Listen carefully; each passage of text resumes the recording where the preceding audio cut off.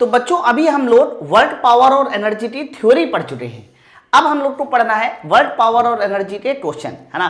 तो देखिएगा कितने दमदार कॉन्सेप्ट के साथ आपको क्वेश्चन सॉल्व आएंगे। लगभग 50 से 60 क्वेश्चन होंगे जो आपको वर्ल्ड पावर और एनर्जी में पढ़ने होंगे, है ना। पहला क्वेश्चन देखिए क्या बोला जा रहा है कि द्रव्यमान m का एक खंड, इसे जुड़े हुए तार के माध्यम से नीचे उतारा जाता है ना। सिस्टम पर स्थिर वेग के साथ नीचे की ओर बढ़ता है। बड़ा अच्छा सवाल है कि द्रव्यमान m का एक खंड है, मान लीजिए ये तो मेरे पास द्रव्यमान m का है ना। इसे पता कैसे नीचे उतारा जाता है? तार के माध्यम से नीचे उतारा जाता है।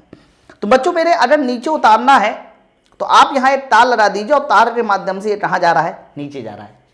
फिर इन्होंने बोला है कि सिस्टम एक स्थिर वेग के साथ नीचे उतरता है, यानी ये जब नीचे की ओर जाता है बच्चों तो इसमें एक एक्सेलरेशन जो है वो 0 है और वेलोसिटी कैसी है बच्चों? कांस्टेंट है। यही तो बोला जाएगा, नीचे उतर रहा है, समझिए।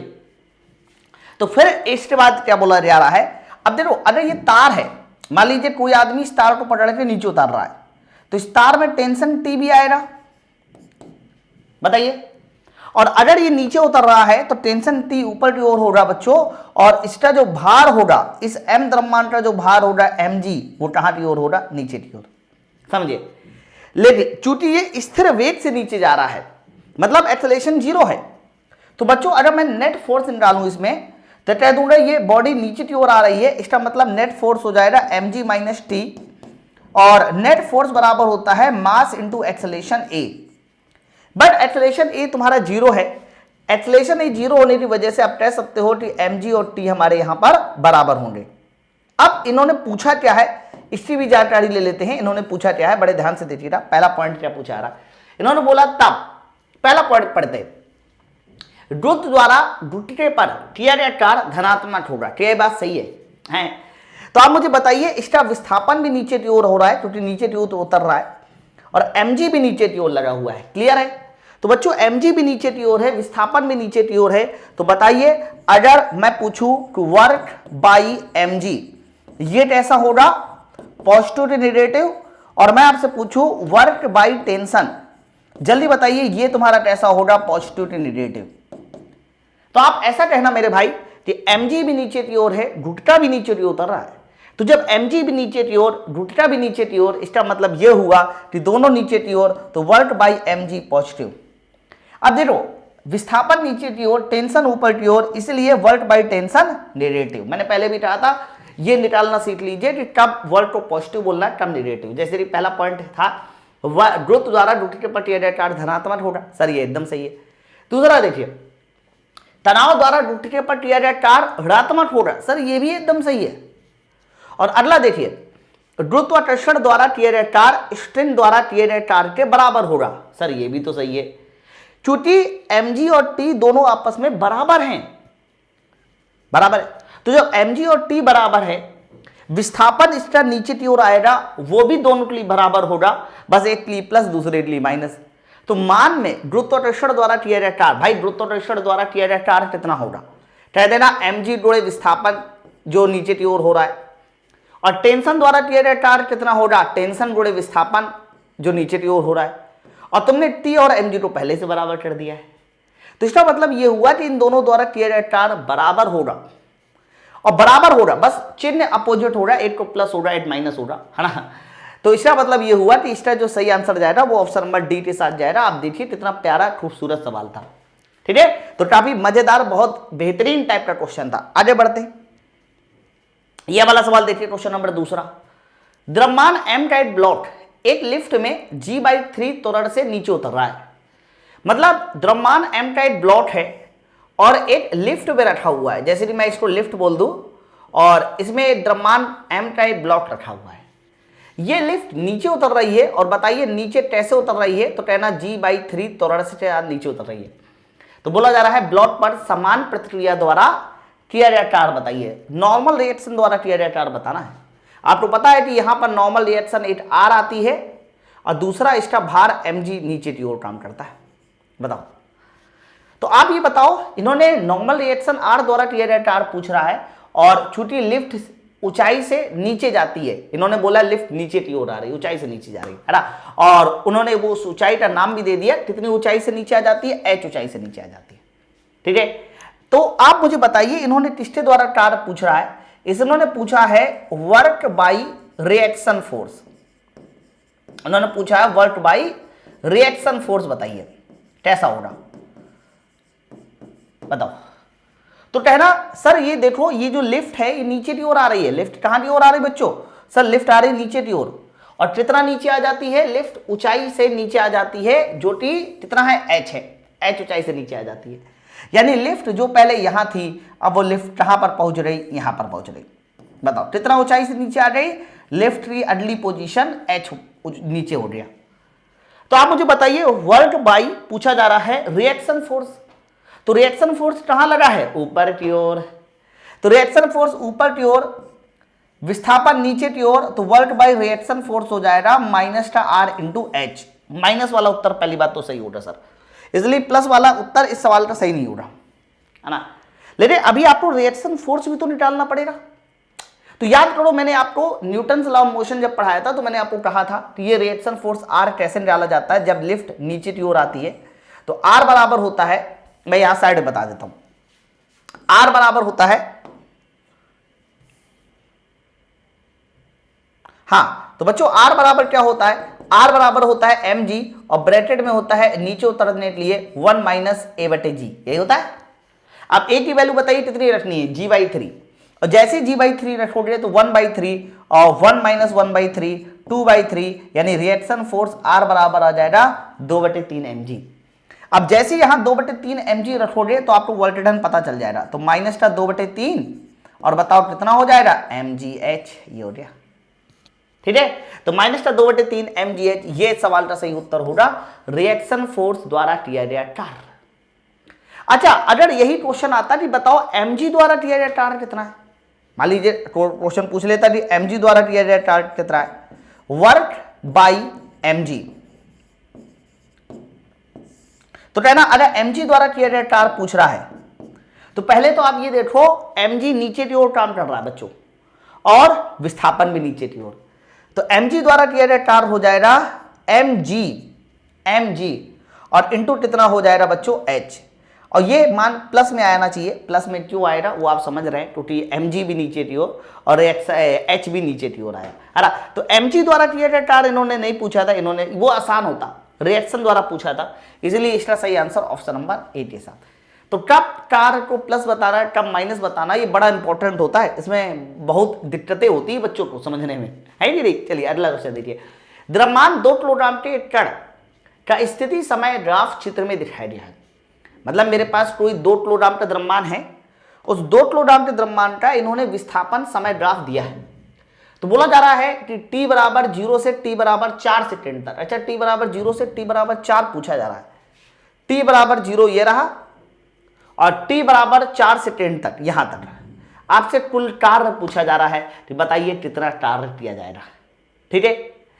तो बच्चों एक बात बताइए मुझे, इन्होंने कार्य पूछा है, तो कार्य पूछा है तो कार्य निकालने का सबसे पहला तरीका तो ये है कि आप चेंज इन काइनेटिक एनर्जी निकाल दो भाई, जो भी हमारा गतिज ऊर्जा में परिवर्तन होगा वो कार्य होगा। पहले मैं ग्राफ को रीड कर लेता हूं, है ना, मैं पहले ग्राफ को रीड कर लेता हूं। ग्राफ क्या है, तो ग्राफ ये कहता है कि बच्चों पहले देखो विस्थापन समय ग्राफ ये कह रहा है कि इसकी जो स्लोप होती है ये वेलोसिटी होती है।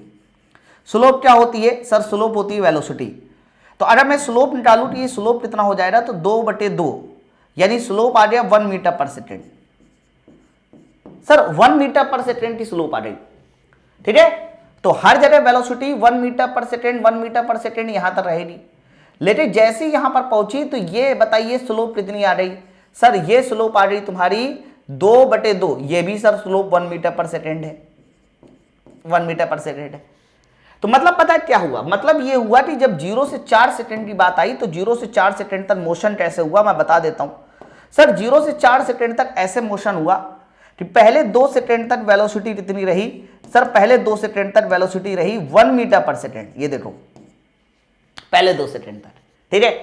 फिर इसके बाद जैसे ही वो 2 सेकेंड में पहुंच जाता है, सर जैसे ही तुम्हारा बॉल 2 सेकेंड में पहुंच जाता है तो 2 सेकेंड के बाद वेलोसिटी कैसी रही, तो सर 2 सेकेंड के बाद विस्थापन 0 आ गया, तो सर 2 सेकेंड के बाद वेलोसिटी जो है ना वो आगे डायरेक्शन में ना होके पीछे डायरेक्शन में हो गई 1 मीटर पर सेकेंड। बस आप ये ध्यान रखना, एक वेलोसिटी तुम्हें प्लस माननी पड़ेगी बच्चों और दूसरी वेलोसिटी को कैसा मानना पड़ेगा, माइनस। ये देखो, ठीक है। तो आप मुझे बताइए गतिज ऊर्जा में परिवर्तन ही तो कार्य होता है। तो मैं अगर पूछूं कि भाई गतिज ऊर्जा में कितना परिवर्तन हुआ, तो कह देना डेल्टा टी बराबर हाफ एम बाद वाली वेलोसिटी का स्क्वायर माइनस पहले वाली वेलोसिटी का स्क्वायर, यही तो हो रही। बताओ। तो बच्चों जब ये कहना है तो आप मुझे बताइए इसका आंसर कैसे निकाला जाएगा। तो कहना डेल्टा टी बराबर द्रव्यमान कितना है सर, द्रव्यमान हमारा है 2 किलोग्राम, बाद वाली वेलोसिटी माइनस में ली जाएगी -1 का स्क्वायर, पहले वाली वेलोसिटी +1 का स्क्वायर, और आप मुझे बताइए -1 का स्क्वायर +1 का स्क्वायर सर घट के 0 हो जाएगा। तो काइनेटिक ऊर्जा में कोई परिवर्तन नहीं आया। जब तुम्हारा गतिज ऊर्जा में कोई परिवर्तन नहीं आया, इसका मतलब कार्य भी तुम्हारा कितना होगा, 0। तो कोई कार्य नहीं होगा, कोई कार्य नहीं होगा। अगर यहां गतिज ऊर्जा में परिवर्तन आ जाता तो आपको कार्य मिलता। तो बच्चों जब गतिज ऊर्जा में कोई परिवर्तन ही नहीं आया तो इसका सीधा सा मतलब है किसी तरह का कोई भी कार्य नहीं होगा। बताइए, बात सबको क्लियर है ना। तो कोई भी कार्य नहीं होगा। और दूसरी चीज, बहुत सारे लोग कहेंगे कि mgh लगा दो, भाई ऐसा थोड़ी ना ऊपर की ओर विस्थापन हो रहा है, ऐसा नहीं है। तो सीधा सीधा आपको वेलोसिटी के हिसाब से देखना पड़ेगा। और कोई भी गतिज ऊर्जा में परिवर्तन नहीं हुआ, इसलिए तुम्हारा कार्य कितना होगा, 0। विस्थापन देखो, विस्थापन फाइनली यहां तक थोड़ा गौर से देखिए, विस्थापन ऐसे बढ़ा और विस्थापन पहले यहां तक बढ़ा, x बराबर कितना हो गया विस्थापन, यहां पर ये 2 मीटर तक पहुंचा विस्थापन, और फिर यहां विस्थापन 0। तो फाइनली जब विस्थापन 0 हो गया है तो सीधा सीधा कहना कि कार्य बराबर होता है बल गुणे विस्थापन, और 4 सेकेंड में विस्थापन आके 0 हो चुका है, इसीलिए कार्य तुम्हारा 0। आप चाहो तो ऐसे भी लगा लो, है ना। तो ऑप्शन नंबर हमारा सी के साथ जाना चाहिए। चलिए आगे बढ़ते हैं नेक्स्ट क्वेश्चन की ओर। क्वेश्चन नंबर 4 देखिए क्या है। किसी वस्तु पर क्षैतिज क्रिया के साथ 5 न्यूटन के कोण पर थीटा कोण बनाते हुए एक क्षैतिज दिशा में 0.4 न्यूटन मीटर विस्थापित किया जाता है। ठीक है, 5 न्यूटन का जो बल है कोण थीटा के साथ है ना, हॉरिजॉन्टल के साथ है, विद हॉरिजॉन्टल। ठीक है, बहुत अच्छा सवाल है। तो इन्होंने क्या बोला है कि मेरे पास एक कोई पिंड है, मुझे नहीं पता उसका द्रव्यमान कितना है, लेकिन इस पिंड को खींचने के लिए एक बल लगाया जाता है 5 न्यूटन का बल, जो कि क्षैतिज से कितने एंगल पर है, थीटा कोण पर है। A force of 5 Newton maintain an angle theta with the horizontal acting on a object. किसी वस्तु की क्षैतिज क्रिया के साथ 5 न्यूटन कोण थीटा बनाते हुए बल उसे क्षैतिज दिशा में और कितना विस्थापन दे देता है सर, विस्थापन दे देता है 0.4 मीटर का, है ना। अब फिर क्या बोला जा रहा है, यदि वस्तु 1 जूल की गतिज ऊर्जा प्राप्त कर ले, वेरी गुड, गतिज ऊर्जा में परिवर्तन 1 जूल हो गया, तो बल का घटक बताइए कितना होना चाहिए। बल का क्या बताना है, घटक बताना है। ठीक है, तो अच्छा सवाल है। आपको करना क्या है कि गतिज ऊर्जा में परिवर्तन जो होता है वही कार्य होता है। गतिज ऊर्जा में परिवर्तन 1 जूल का हुआ तो कार्य भी कितना हो जाएगा सर, 1 जूल का होगा। ठीक है, कार्य सर 1 जूल का हुआ। अब जल्दी से कार्य का फॉर्मूला लगा दीजिए, बल गुणे विस्थापन इंटू cos थीटा। ये देखो, बल गुणे विस्थापन into cos theta. cos theta बराबर कितना हो जाएगा, 1/2, और थीटा बराबर कितना हो जाएगा, 60 डिग्री। यहां से थीटा बराबर 60 डिग्री आ गया। लेकिन इन्होंने 60 डिग्री नहीं पूछा, इन्होंने बोला बल का घटक। बल का घटक बताइए, कंपोनेंट ऑफ फोर्स बताइए। तो आप मुझे बताइए बल का वह कौन सा घटक है जिसको खींच रहा होगा। तो कह देना 5 cos थीटा, यही वो बल का घटक है जो खींच रहा होगा, हॉरिजॉन्टल कंपोनेंट। तो थीटा की वैल्यू 60 है और cos 60 1/2 होता है, और 1/2 होने की वजह से देखिए कितना मान आ जाएगा, 2.5 न्यूटन, है ना। तो बल का वह घटक जो 2.5 न्यूटन होगा, जिसकी वजह से ये बॉडी आगे की ओर जाएगी और कितना विस्थापन लेती आएगी, 0.4 मीटर विस्थापन लेती आएगी, है ना। अब आप चाहो देखो 2.5 न्यूटन इंटू 0.4 कर दो, तब भी तुम्हारा 1 जूल आंसर आएगा।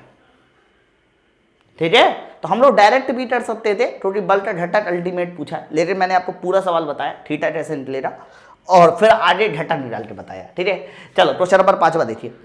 द्रव्यमान m का एक कण है, प्रारंभिक वेग u को u के साथ क्षैतिज से अल्फा कोण पर प्रक्षेपित किया जाता है। गुरुत्वाकर्षण बल द्वारा अपने उच्चतम बिंदु तक पहुंचने में किया जाता है, बताइए। अब आप बताओ, कोई बॉल अगर ऐसे प्रोजेक्टाइल मोशन में अपने उच्चतम बिंदु तक पहुंच जाती है तो तुमसे बोला जा रहा है कि बताइए गुरुत्वाकर्षण बल द्वारा कितना कार्य होगा। तो आप मुझे बताइए, गुरुत्वाकर्षण बल द्वारा कार्य निकालना है तो विस्थापन तो ये तुम्हारा h ऐसे रहेगा, और आप मुझे बताइए गुरुत्वाकर्षण बल कहां की ओर काम करता है, mg नीचे की ओर।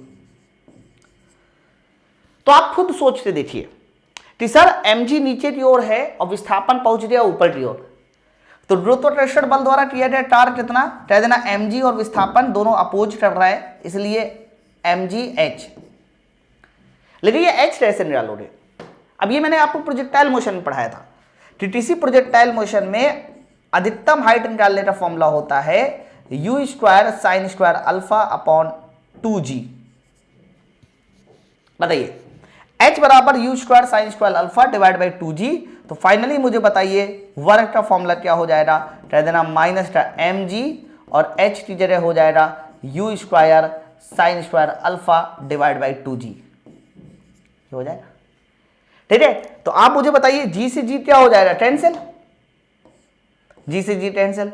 तो आप वर्क का फॉर्मूला आ गया माइनस का m u square sine square alpha divide by 2। ऐसा कोई उत्तर है? देखो ये देखिए ऑप्शन नंबर डी के साथ आंसर। तो आपको कार्य का प्लस और माइनस बड़ा देखना होता है, क्योंकि पता प्लस माइनस में हमेशा कंफ्यूजन होती है। देखिए एक आंसर प्लस वाला भी है और धोखे से आपने प्लस वाला आंसर लगा दिया, सवाल चौपट हो जाएगा, है ना। चलिए अगला क्वेश्चन देखिए, ये वाला सवाल देखिए कितना प्यारा सवाल है और ये सवाल सबसे फेमस सवाल है।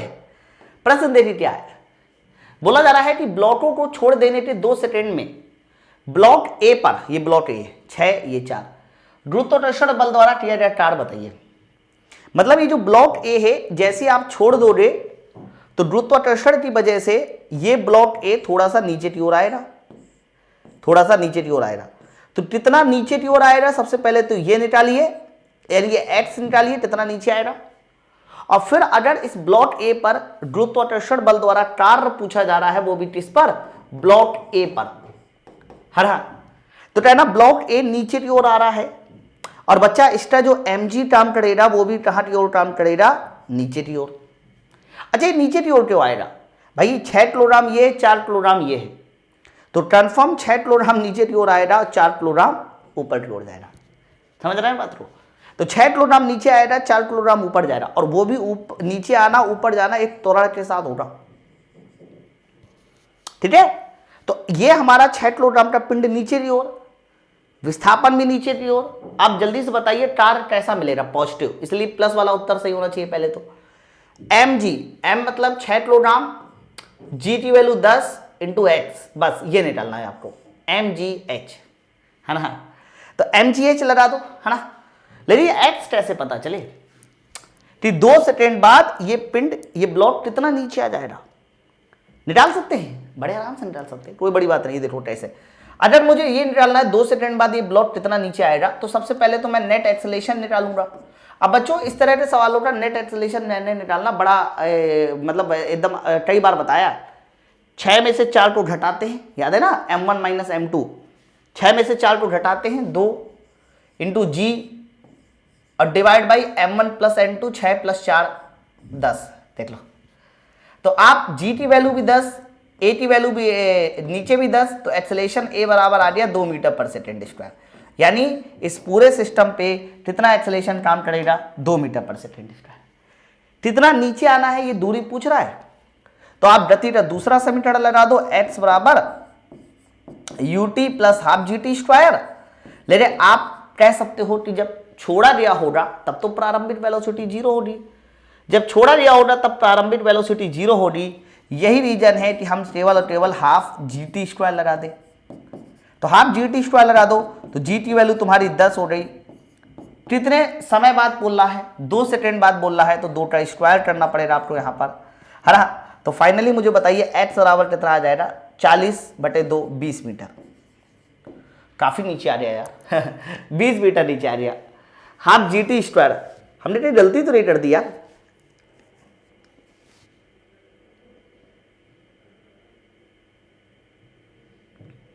सब तो सही है 2। अब देखो यहीं गलती हो जाती, मैं वही कह रहा हूं गलती हो रही। हमने जी टी वैल्यू को G2 लिया, ये मिस्टेक है यहाँ पर। हमारा एक्सेलेरेशन तो जी तब होता ना जब ये फ्री रूप से गिरती। भाई देखो अगर ये फ्री रूप से गिरती तब एक्सेलेरेशन जी होता, ये तो बंधी हुई है, और बंधी होने में ये एक्सेलेरेशन काम करेगा ना, तो आपको हाफ AT स्क्वायर लगाना पड़ेगा, हाफ AT स्क्वायर। तो हाफ AT वैल्यू 2 और समय TT वैल्यू 2। समझिए बात को, आपने जी लिया, जी कैसे ले सकते हैं हम लोग? अरे भाई जब ये फ्री होती गिरती तब जी लेते ना। तो आप 2 से 2 कैंसिल हो गया, तो बताइए चली रही दूरी नीचे की ओर 4 मीटर। ये सही है, पिछली बार ज्यादा आंसर आ जाता है। तो कितना मीटर नीचे आ जाएगा सर? 4 मीटर नीचे आ जाएगा। ठीक है, तो 4 मीटर उठा के नीचे यहां रख दो ना, तो 60 गुणे 4 और 60 गुणे 4 कितना हो जाएगा सर? 240 जूल। इतना कार्य किया जाएगा इस 6 किलोग्राम के भार द्वारा नीचे लाने में 240 जूल। अब 240 जूल कौन सा ऑप्शन है? ऑप्शन नंबर ए के साथ। ठीक है, तो आप सवाल की लैंग्वेज देखिए कितना बेहतरीन सवाल है। आप इवन ये भी बता सकते हैं कि 2 सेकेंड बाद ये 4 मीटर नीचे आया। आप ये भी बता सकते हैं कि इसकी वेलोसिटी कितनी होनी चाहिए, ये भी बता जा सकता ना। गति का पहला समीकरण लगा दीजिए, u प्लस AT। प्रारंभिक वेलोसिटी 0 है, AT वैल्यू कितनी है सर? AT वैल्यू 2 है। कितने सेकेंड बाद? 2 सेकेंड बाद पूछ रहा है, तो देख लीजिए 2 सेकेंड बाद इसकी वेलोसिटी 4 मीटर पर सेकेंड आ रही है।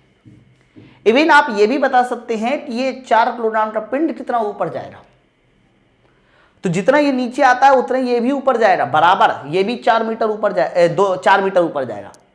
इसकी वेलोसिटी भी बता सकते हैं, है ना? इसकी वेलोसिटी भी बताई जा सकती है, v बराबर u प्लस AT की मदद से।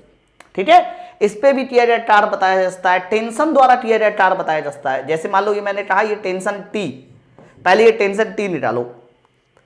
कैसे निकालोगे? इक्वेशन बनाओगे ना, तो कहना ये ब्लॉक नीचे की ओर आ रहा है सर, इसलिए 6G में से, भाई 6G में से टेंशन T घटाकर आप मास इंटू एक्सेलेरेशन लगा दीजिए, और एक्सेलेरेशन कितना निकाला? 2। ये देखो, है ना?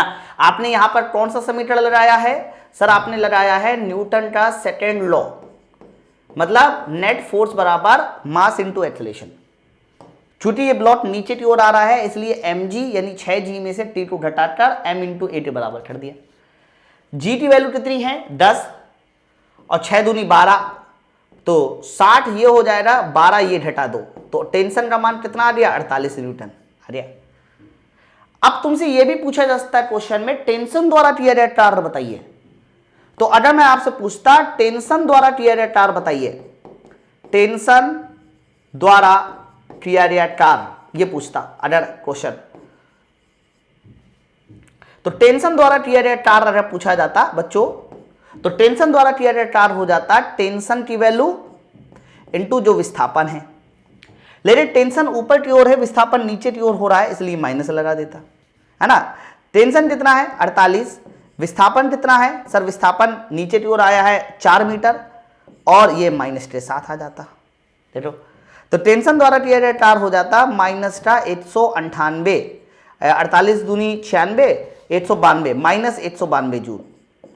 तो टेंशन द्वारा टी एरिया टार माइनस 192 जूल हो जाता। समझ रहे हैं ना बात को? तो मेरे कहने का मतलब ये है कि इस तरह के सवालों में अगर कोई भी टार कहीं से भी पूछा जाए, बस आपको समझ में आना चाहिए हाँ कैसे उत्तर लगाना है। फिलहाल इसका आंसर 240 जूल आ गया। मैंने हालांकि एक सवाल आपको जब क्वेश्चन सॉल्व कराया था, थ्योरी बताई थी, तब एक सवाल भी लिया था, लेकिन डेटा के साथ क्वेश्चन है। ठीक है, चलो और देखिए, ये देखिए, ये भी तुम्हारा वर्क पावर और एनर्जी का कॉन्सेप्ट है। द्रव्यमान m का एक ब्लॉक शुरू में आराम से h ऊंचाई से गिराया जाता है। ये m द्रव्यमान का बच्चों एक ब्लॉक है, m द्रव्यमान का एक ब्लॉक है, और ये h ऊंचाई के साथ छोड़ा गया। ये देखिए h ऊंचाई के साथ छोड़ा गया। ठीक है, और ये एक स्प्रिंग है। इस स्प्रिंग के पास आपको पता है कि एक वो होता है के तो बोलते हैं बल नियतांक, है ना? तो बोला जा रहा है कि इसको h ऊंचाई के साथ छोड़ा गया, तो यदि स्प्रिंग में अधिकतम संपीड़न x हुआ है, यानी जैसे ही छोड़ा जाता है, छोड़े जाने के बाद स्प्रिंग दब जाती है, स्प्रिंग दब जाती है। लेकिन स्प्रिंग कितनी दब जाती है? इन्होंने कहा अधिकतम संपीड़न स्प्रिंग में आ जाता है बच्चों एक्स, ये एक्स दब जाती है। देखो तो बोला जा रहा है तब कौन सा समीकरण सही होगा, ठीक है। तो इसमें भी आपको वही सेम इक्वेशन लगानी है, एनर्जी कंजर्वेशन फिट करना है, एनर्जी कंजर्वेशन से आंसर आ जाएगा। एक बात बताओ, जब ये ब्लॉक ऊंचाई में था तो इसके पास स्थितिज ऊर्जा रही होगी, लेकिन जैसे जैसे जैसे जैसे ये नीचे की ओर आएगा तो स्थितिज ऊर्जा में कमी होगी, और वही स्थितिज ऊर्जा में जो कमी होगी वो स्प्रिंग की ऊर्जा के बराबर कर दो, है ना। तो यहां पर जो कॉन्सेप्ट लगता है वो इतना सा बस लगता है, स्थितिज ऊर्जा में कमी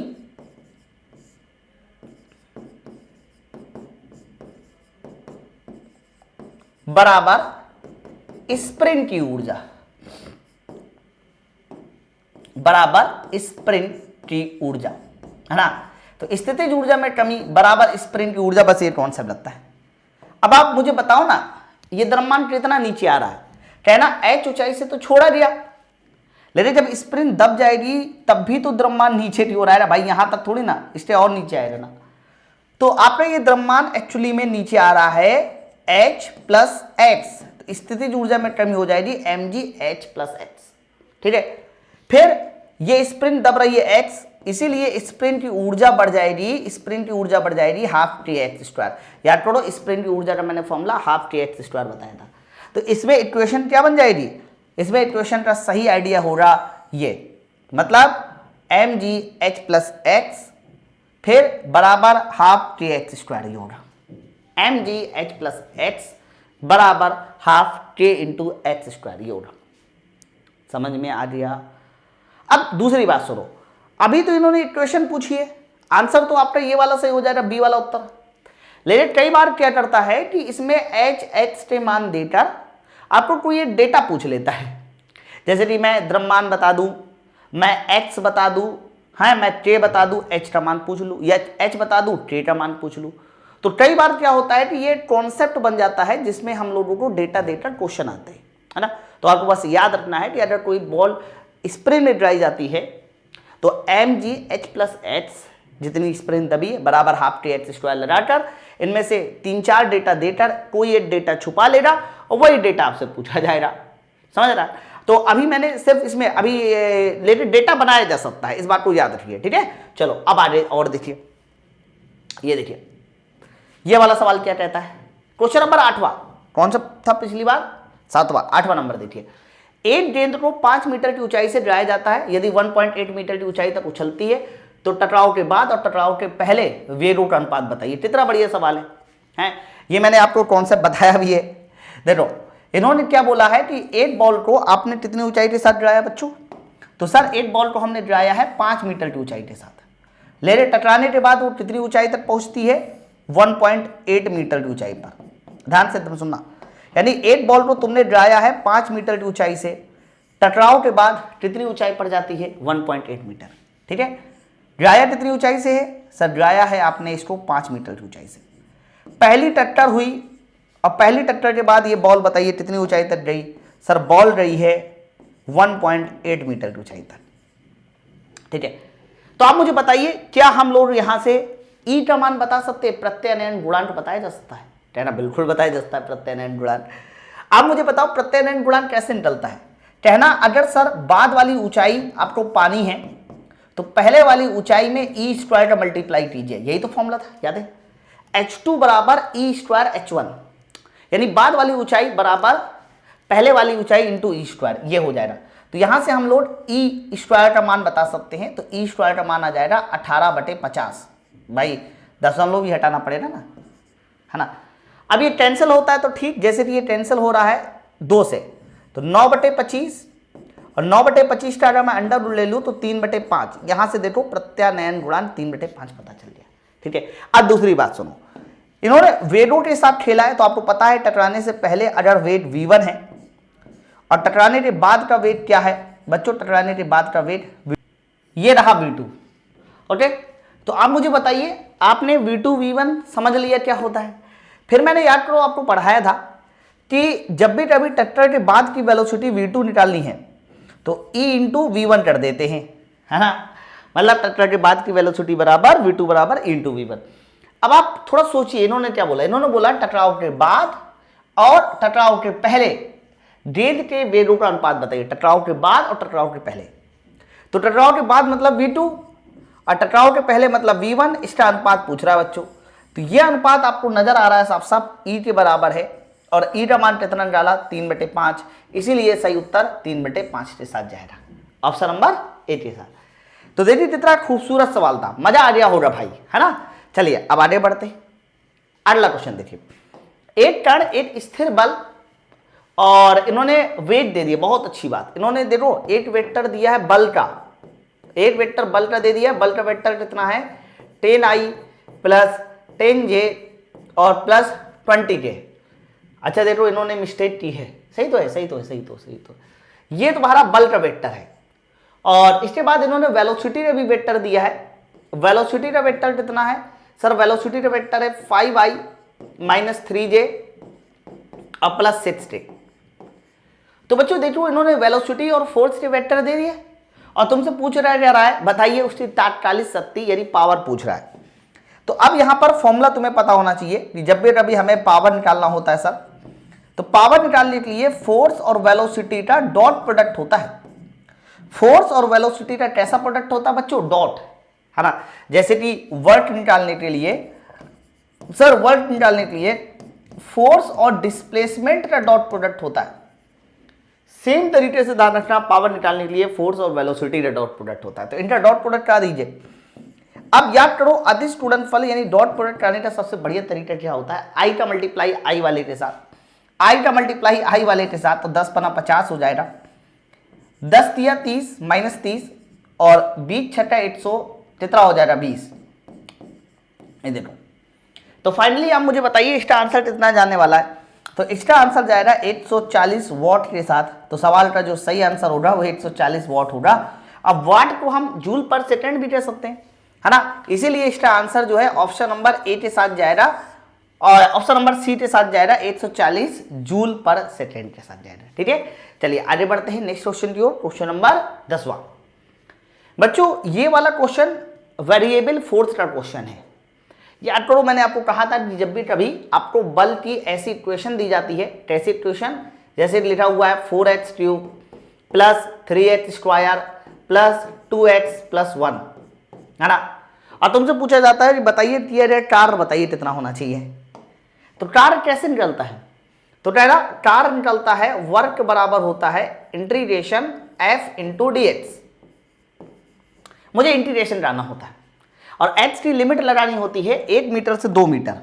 तो आप मुझे बताइए अगर मैं आपसे पूछूं कि वर्क कितना होगा, तो आप सीधा सीधा बोलिए integration f into D x, है ना।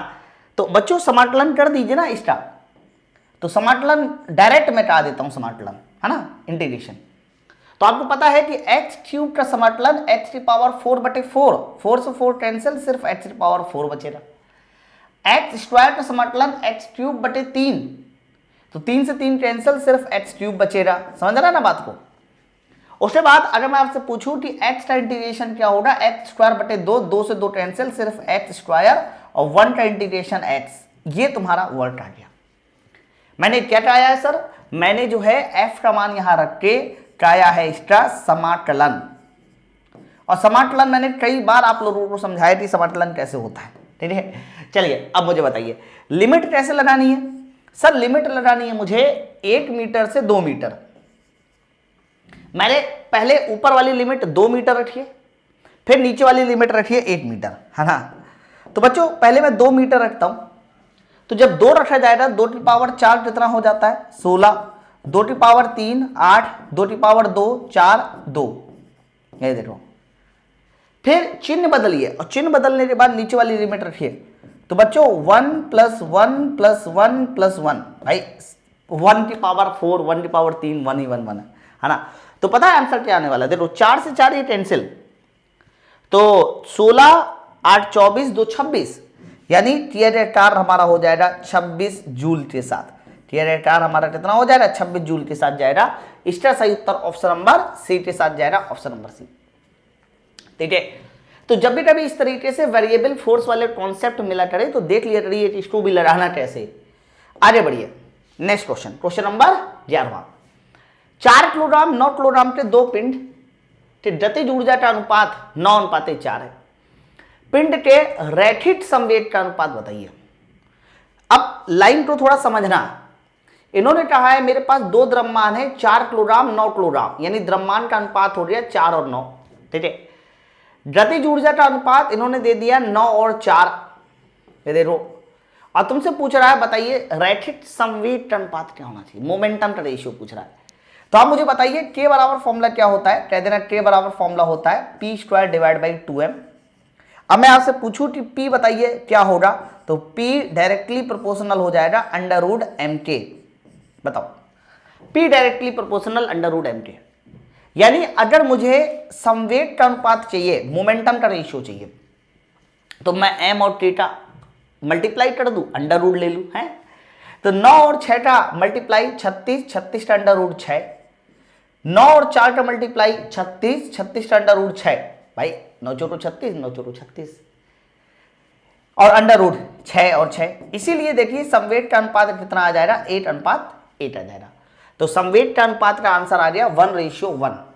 कुछ हमें ज्यादा तामा झामा नहीं करना है ना। मैं बता दूं आप लोग के रेलवे के एग्जामों में ना ये सब बहुत पूछा जाता है, ये सब बहुत ज्यादा पूछा जाता है, ये वाला फॉर्मूला, इस बात को याद रखिएगा।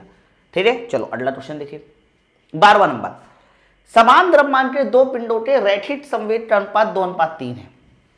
पहली बात तो इन्होंने कहा समान द्रव्यमान, यानी द्रव्यमान को सर कांस्टेंट मानिए, और रैखिक संवेग का अनुपात दे दिया 2:3। ये देखो रैखिक संवेग का अनुपात दे दिया 2:3।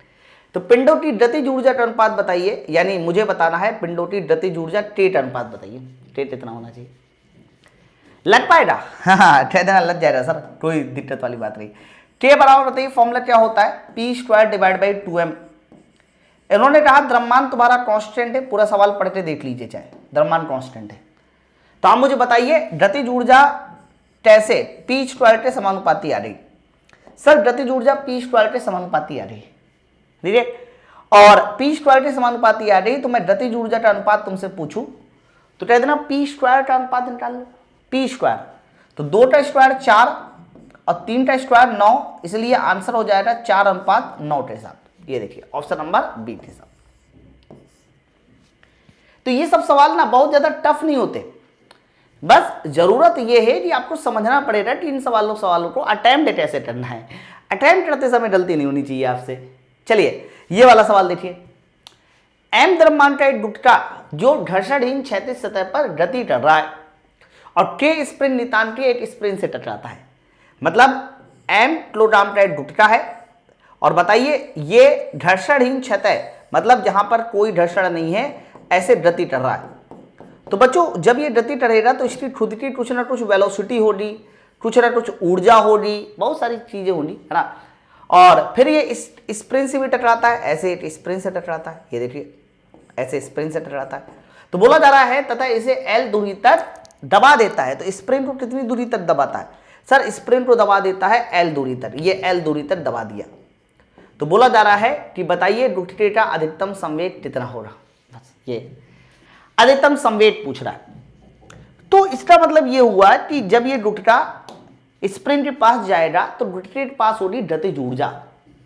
अच्छा, गतिज ऊर्जा का फॉर्मूला आप 12m × v² लगा सकते हो, लेकिन 12m v² लगाओगे ना तो आपको वेलोसिटी मिलेगी, संवेग नहीं।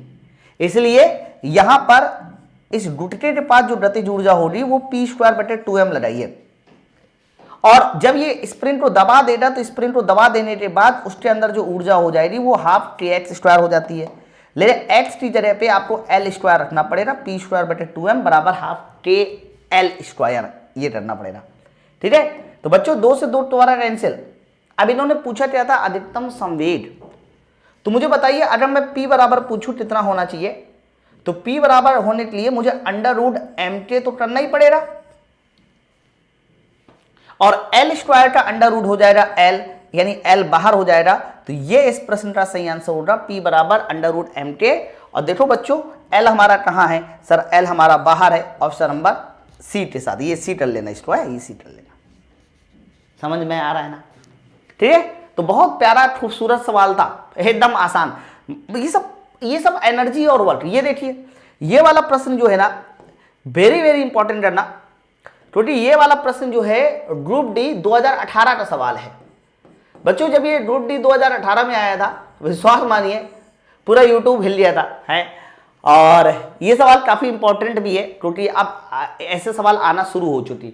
वेरिएबल फोर्स का एग्जाम्पल है। सवाल देख लीजिए, 2 मीटर लंबाई की एक समान जंजीर एक मेज पर इस प्रकार रखी है। तो चलो मेज बना लेते हैं। जैसे कि मान लीजिए ये मेरे पास मेज है और इस मेज पर 2 मीटर लंबाई की एक जंजीर रखी है। तो बच्चों जंजीर का कुछ हिस्सा रखा हुआ है तो जंजीर का कुछ हिस्सा लटका हुआ है, ऐसे है ना। जंजीर का कुछ हिस्सा रखा है, कुछ हिस्सा रखा हुआ है। 2 मीटर लंबाई की एक समान जंजीर इस प्रकार से रखी है कि इसकी 60 सेंटीमीटर लंबाई मेज के किनारे लटकी है। 60 सेंटीमीटर लटकी है बच्चों। तो बच्चों जता मुझे बताइए 60 सेंटीमीटर लटकी है, ये लटकी हुई लंबाई कितनी हो रही सर? लटकी हुई लंबाई हो रही 60 सेंटीमीटर, है ना। तो बोला किया जा रहा है कि जंजीर का कुल द्रव्यमान 4 किलोग्राम, जंजीर का कुल द्रव्यमान 4 किलोग्राम है। तो लटके हुए भाग को ऊपर खींचने में कार्य कितना होगा? यानी यहां पर अगर एक लड़का खड़ा हो जाए, यहां पर एक लड़का खड़ा हो जाए और इस लड़के से कहा जाए कि बेटा अपनी ताकत लगा और इस लटके हुए भाग को ऊपर खींच ले, ठीक। तो होगा क्या, जब ये अपनी ताकत लगाएगा ना इस जंजीर के लटके हुए भाग को ऊपर खींचने के लिए, तो वो लगाई गई ताकत यानी बल एक समान नहीं होगा, कांस्टेंट नहीं होगा। देखो पहले पूरी लंबाई खींचनी होगी इसको, यानी पूरा 60 सेंटीमीटर खींचना होगा। फिर जब एक बार खींच चुका होगा तो 55, फिर एक और बार खींच चुका होगा 50, फिर एक और बार।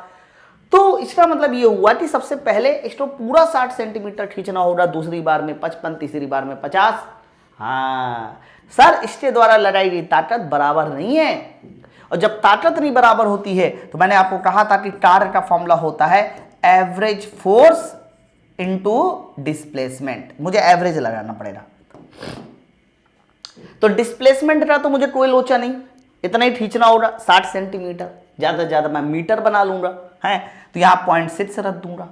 लेकिन मेन दिक्कत यह है कि मुझे इसका वजन के साथ साथ मुझे इस भाग का mg निकालना पड़ेगा। यही सबसे बड़ा लोचा है। सिर्फ लटके हुए भाग को ही तो खींच रहे हो, तो लटके हुए भाग का तुम mg निकालो है। तो आप मुझे बताइए पूरी लंबाई थी 2 मीटर, यानी 2 मीटर का भाग, 2 मीटर का द्रव्यमान कितना है? 4 किलोग्राम। ध्यान सुनना, 2 मीटर का द्रव्यमान 4 किलोग्राम है। तो बताइए 1 मीटर यानी 100 सेंटीमीटर का द्रव्यमान कितना हो जाएगा? 2 किलोग्राम। बताओ 100 सेंटीमीटर का द्रव्यमान 2 किलोग्राम, तो जल्दी बताइए 60 सेंटीमीटर का द्रव्यमान कितना हो जाएगा? तो कह देना 2/100 और इंटू मुझे करना पड़ेगा 60। तो फाइनली मुझे पता चला कि 60 सेंटीमीटर का द्रव्यमान हो जाएगा 1.2 kg। बताइए, तो 60 सेंटीमीटर का द्रव्यमान हो जाएगा 1.2 kg, ठीक है। यानी लटके हुए भाग का द्रव्यमान 1.2 kg। बच्चों 1.2 kg के साथ अगर मैं g का मल्टीप्लाई कर दूं, है ना, g का मल्टीप्लाई कर दूं तो ये कितना हो जाएगा सर? ये हो जाएगा 12 न्यूटन, है ना। या फिर द्रव्यमान ही ले लो, कोई दिक्कत नहीं, 1.2 kg ही मान लो। 1.2 kg, ये लटका हुआ भाग कितना हो गया? 1.2 kg, ध्यान रखना। लेकिन मैंने कहा कि लटके हुए भाग को जब खींचना होगा ना तो पहले पूरी लंबाई खींचनी होगी, इसलिए पूरा का पूरा 1.2 kg खींचना होगा। लेकिन या यूं कहिए पूरा का पूरा mg खींचना होगा। लेकिन जब आखिरी बार खींचना होगा तो 0, इसीलिए एवरेज फोर्स हो जाएगा कि पहली बार में पूरा का पूरा mg, लास्ट बार में 0 खींचना होगा और औसत निकाल दीजिए तो mg + 0/2 × x ये लगाना पड़ेगा आपको, तब सही आंसर आएगा, ठीक है। चलिए अब वैल्यू पुट कीजिए। लटके हुए भाग का द्रव्यमान 1.2, g की वैल्यू 10, h का मान 60 सेंटीमीटर है तो 0.6 मीटर/2, ये देखो, ओके। तो आप मुझे बताइए इसका आंसर किसके साथ जाना चाहिए? अब देखना गणित, देखना, देखो 10 को 0.6 के साथ दे दीजिए, 6 बन जाएगा। 2 से 6 को काट दीजिए 3 बार, 12 × 36। तो फाइनली जो आंसर आने वाला है वो 3.6 जूल के साथ जाएगा, यानी किया जाए जो कार होगा वो 3.6 जूल होगा। ये इस सवाल का सही आंसर होगा ऑप्शन नंबर बी के साथ, ठीक है। तो बच्चों ये वाला सवाल जो है ना ग्रुप डी 2018 का सवाल था, काफी बढ़िया सवाल पूछा गया था। एक्चुअली में ये वर्क फॉर वेरिएबल फोर्स का कॉन्सेप्ट है हैं। और ऐसे एक नहीं कई सवाल पूछे जा चुके हैं तुम लोग के एग्जामों में हैं, तो वो कैसे लगते हैं देख लीजिए, एवरेज फोर्स लगाना होता है, नहीं तो आंसर नहीं आएगा। चलो क्वेश्चन नंबर 15 देखिए, विराम में स्थित 10 किलोग्राम द्रव्यमान की एक वस्तु को 4 न्यूटन और 3 न्यूटन के दो बल एक दूसरे के लंबवत लगाए गए।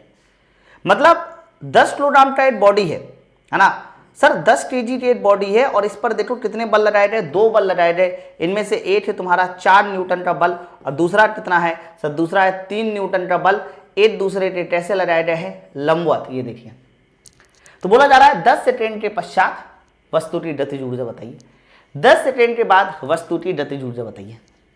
तो बच्चों मैं गतिज ऊर्जा बड़े आराम से बता दूंगा, क्यों, क्योंकि 10 सेकेंड के बाद मुझे गतिज ऊर्जा चाहिए। गतिज ऊर्जा का फॉर्मूला होता है half m into v square. बताइए, तो आप सीधा सीधा पता क्या कहना, द्रव्यमान देखो मुझे पता है, मुझे 10 सेकेंड बाद अगर ये वेलोसिटी पता चल जाए तो खेला बन जाएगा है।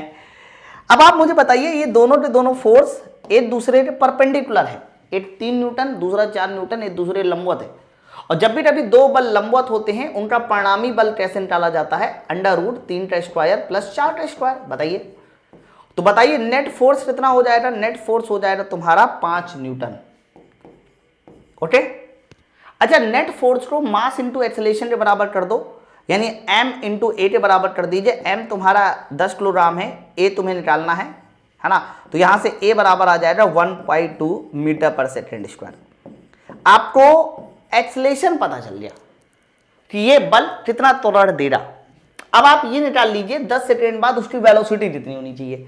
तो बच्चों मुझे बताओ, अगर मैं 10 सेकेंड बाद इसकी वेलोसिटी निकालूं तो 10 सेकेंड बाद वेलोसिटी निकालने के लिए मुझे u प्लस AT लगाना पड़ेगा। प्रारंभिक वेलोसिटी 0 है, देखो शुरुआत में लिखा था ना विराम में है, ये देखो है ना, a कितना है 1/2, 10 सेकेंड बाद है। तो फाइनली मुझे बताइए अंतिम वेलोसिटी हो जाएगी 5 मीटर पर सेकेंड। ये तुम्हारा अंतिम वेलोसिटी 5 मीटर पर सेकेंड। अंतिम वेलोसिटी पता चले तो बस फिर अब सवाल सॉल्व हो जाएगा। हाफ द्रव्यमान की वैल्यू 10 kg, ये देखिए अंतिम वेलोसिटी 5 का स्क्वायर कर दो।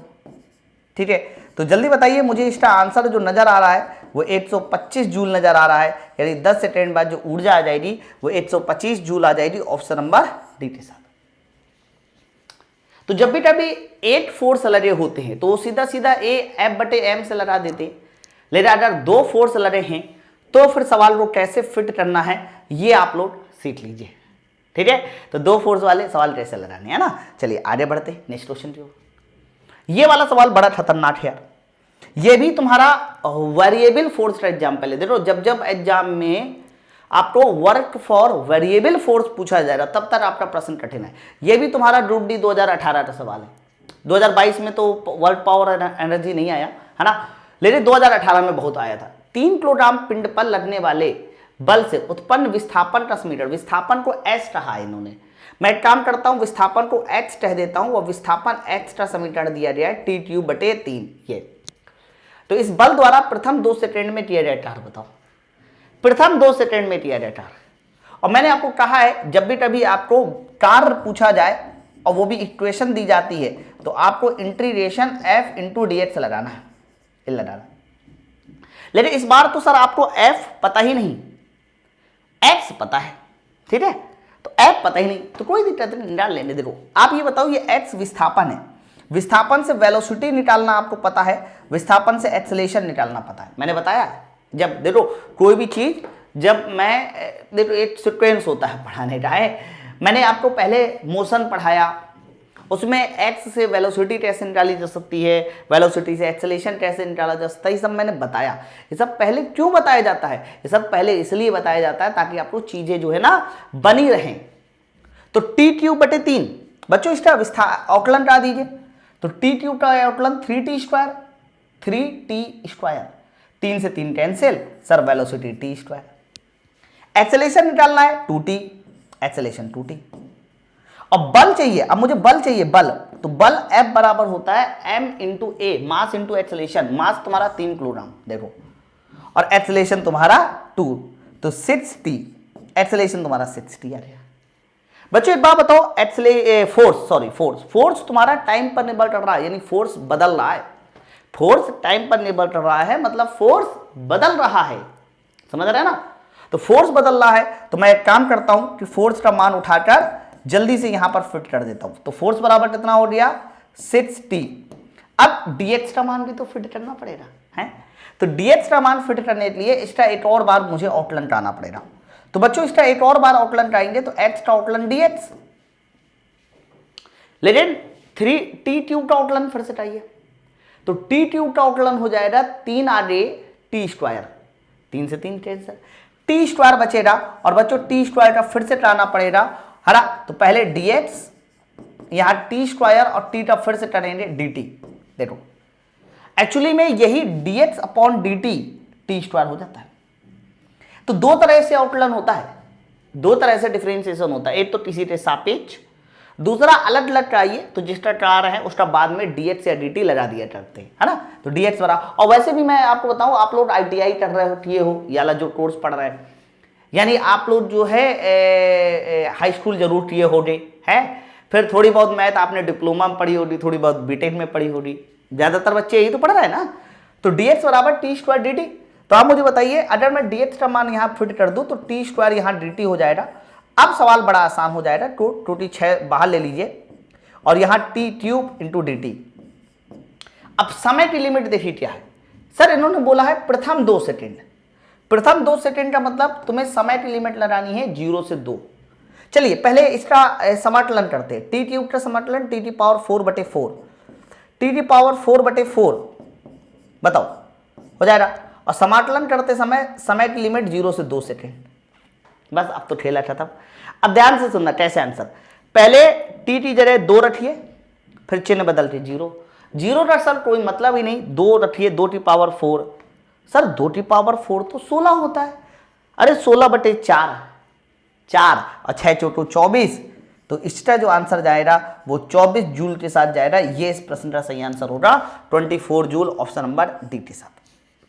इतना तो कर लोगे ना यार, 2 की पावर 4 16 हो जाएगा, 4 चौको 16, 6 चौको 24। तो आंसर बताइए कितना हो जाएगा सर, आंसर 24 जूल के साथ जाएगा। तो मेरे कहने का मतलब ये है कि इस तरह का अगर कोई क्वेश्चन आता है आपके पास जिसमें समय के फॉर्म में इक्वेशन दी जाए, तो समय से विस्थापन और समय में दी जाए, तो विस्थापन से पहले वेलोसिटी बनाइए है ना, फिर वेलोसिटी से एक्सेलेरेशन बनाइए, फिर एक्सेलेरेशन से फोर्स बनाइए है ना। मैंने अभी जब मैंने थ्योरी पढ़ाई थी या पहला दूसरा एक समीकरण था। अगर कई बार क्या होता है कि एक्सेलेरेशन टाइम में सिंगल पावर होती है, कैसी पावर होती है सिंगल। बच्चों जब भी कभी एक्सेलेरेशन टाइम में सिंगल पावर होगी तो इसमें वेलोसिटी तुम्हारी कांस्टेंट हो जाती है, और वेलोसिटी कांस्टेंट हो जाती है तो एक्सेलेरेशन 0 हो जाता है, और एक्सेलेरेशन 0 हो जाता है तो फोर्स 0 हो जाता है, तो कार्य भी क्या हो जाता है 0। याद करो ये कंडीशन मैंने आपको शुरू में अभी एक सवाल सॉल्व कराया था, मैं आपको देखो याद दिला दूं। ये देखिए ये वाला सवाल मैं देखो, इसमें x और समय के बीच में, x और समय के बीच में देखिए लीनियर फंक्शन आया है, एक रेखीय रूप से बढ़ रहा है। तो जब विस्थापन और समय के बीच लीनियर फंक्शन आता है यानी x जो है वो t के समानुपाती होता है। बच्चों x किसके समानुपाती होता है, t के। तो याद रखिएगा उस समय हमारा वेलोसिटी कांस्टेंट हो जाती है, तो इसका आउटलाइन कहेंगे 1 आ जाएगा, 1 मतलब कांस्टेंट। एक्सेलेरेशन 0 हो जाता है, फोर्स 0 हो जाता है, फोर्स 0 तो वर्क डन 0। तो यही तो वर्क डन आया था, टीआरएट 0। ठीक है, तो ध्यान रखना इस बात को। अब आगे आते हैं,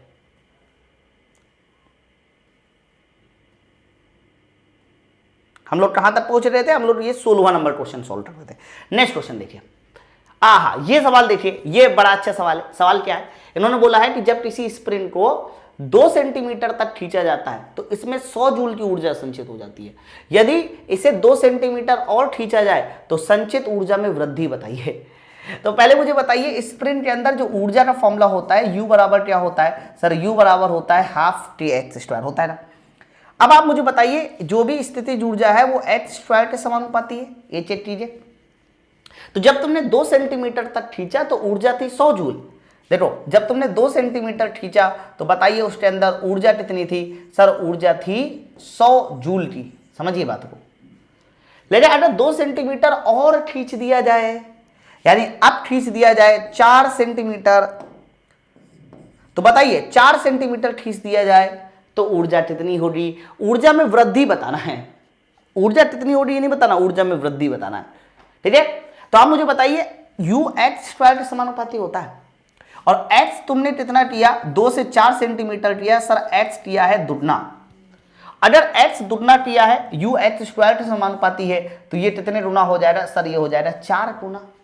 स्क्वायर करोगे ना 2 का, और 4 गुना करोगे तो 100 जूल तुम्हारा बन जाएगा 400 जूल। बच्चों जब तुम 4 सेंटीमीटर तक खींच दोगे तो स्प्रिंग के अंदर ऊर्जा होगी 400 जूल। लेकिन इन्होंने ऊर्जा नहीं पूछी, इन्होंने पूछा संचित ऊर्जा में वृद्धि।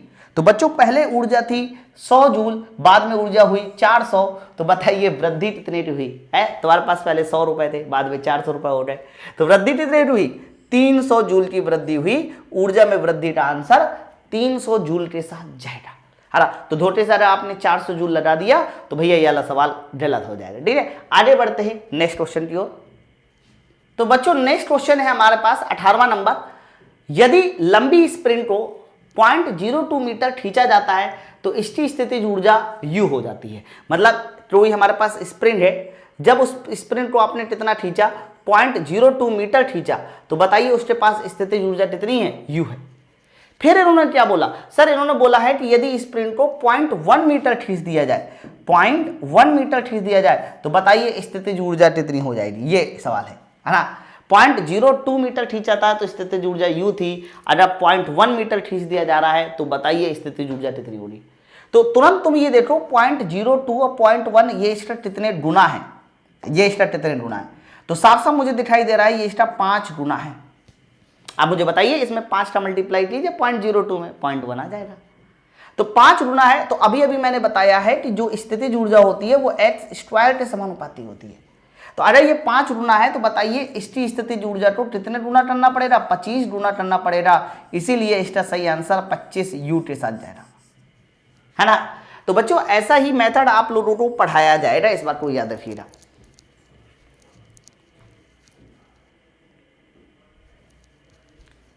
तो आई थिंक आपको ये वाला सवाल समझ में आ गया होगा, क्या है ये वाला सवाल, है ना। 25 U इसका सही आंसर है। आगे बढ़ता है नेक्स्ट क्वेश्चन की ओर। क्वेश्चन नंबर 19 देखिए। यदि VPE क्रमशः वेट, रेखी समवेट और गतिज ऊर्जा है ना। इन्होंने बोला है कि V क्या है, सर V2 इन्होंने कहा है वेट है। P2 क्या कहा है, सर P2 बोला है समवेट है। और जल्दी से मुझे बताइए इन्होंने E2 क्या बोला है, सर E2 बोला है कि E हमारे पास गतिज ऊर्जा है। ये देखो तो बोला ये जा रहा है कि बताइए तो कौन सा सही संबंध है। हाँ, डायमेंशनली आपको डायमेंशन के हिसाब से बताना, विमा के हिसाब से बताना कौन सा संबंध सही है। मात्रक सबको पता है ना। जैसे कि मैं आपको बता दूं, चलो मात्रा निकाल के देख लेंगे, कोई बड़ी बात थोड़ी ना। जैसे कि DE/dV ये P बोला है, DE/V ये P है। चलो चेक कर लेते हैं। इन्होंने बोला है पहला वाला पार्ट DE/dV। तो बच्चों एक बात मुझे बताइए, E मतलब ऊर्जा, ऊर्जा का मतलब होता है न्यूटन मीटर, और नीचे हो जाएगा मीटर पर सेकेंड, वेलोसिटी का मात्रक। अरे लो यही आंसर आ गया, मीटर से मीटर कैंसिल, न्यूटन सेकेंड। और बच्चों न्यूटन सेकेंड ही किसका मात्रक होता है, सर न्यूटन सेकेंड ही संवेग का मात्रक होता है, P का मात्रक होता है। लो यही आंसर सही है, आ गया ना, सीधा सीधा आंसर ही आ गया। बताइए बात सबको क्लियर है ना। ओके, तो इसके बाद आगे हमें बढ़ने की जरूरत ही नहीं। जैसे कि DE/dt, E मतलब जूल, E ऊर्जा है, ऊर्जा मतलब जूल। तो बच्चों जूल पर सेकेंड पावर होती है, लेकिन उन्होंने P को पावर नहीं कहा, P को क्या बोला है, संवेग बोला है। तो सर ये गलत हो गया। dV/dt, सर dV/dt तो त्वरण होता है, एक्सेलेरेशन होता है, तुम संवेग कैसे कह सकते हो, सर गलत है ना। DE/dV ऊपर 2 बार DE, कभी भी बैलेंस नहीं हो सकता। तो बैलेंस तो केवल 80 आंसर हुआ है ऑप्शन नंबर ए, मात्रा के हिसाब से, विमा के हिसाब से, इसलिए ऑप्शन नंबर ए के साथ जाएगा। नेक्स्ट क्वेश्चन देखिए बच्चों, ये वाला सवाल 2018 का आया हुआ सवाल है, इसलिए थोड़ा ध्यान से लगाना, इसमें गलती हो सकती है आपसे। सवाल देखिए क्या, किसी जल प्रपात से 100 किलोग्राम प्रति सेकेंड की दर से टरबाइन के, मतलब प्रति सेकेंड का मतलब ये हुआ कि 1 सेकेंड में बताइए टरबाइन में कितना पानी गिर रहा है। सर 1 सेकेंड में पानी गिर रहा है 100 किलोग्राम, 1 सेकेंड में 100 किलोग्राम पानी गिर रहा है। फिर देखिए क्या बोला जा रहा है, यदि जल प्रपात की ऊंचाई 100 मीटर है, इन्होंने हाइट भी दे दी 100 मीटर, और फिर बोला जा रहा है बच्चों कि बताइए टरबाइन को दी गई शक्ति बताइए, टरबाइन में दी गई शक्ति बताइए, है ना। तो एक बार बताइए शक्ति का फॉर्मूला होता क्या है, तो कहना पावर का फॉर्मूला होता है mgh/t। जब भी कभी आपको पावर निकालनी हो आप सिर्फ mgh/t लगाइए, आपका आंसर आ जाएगा पावर। तो आप मुझे बताइए अगर mgh/t से पावर आ जाएगा तो m की वैल्यू है 100 किलोग्राम, g की वैल्यू है 10, h का मान 100, और बच्चों समय तो 8 सेकेंड लीजिए क्योंकि 8 सेकेंड में ही तो 100 किलोग्राम गिर रहा है ना।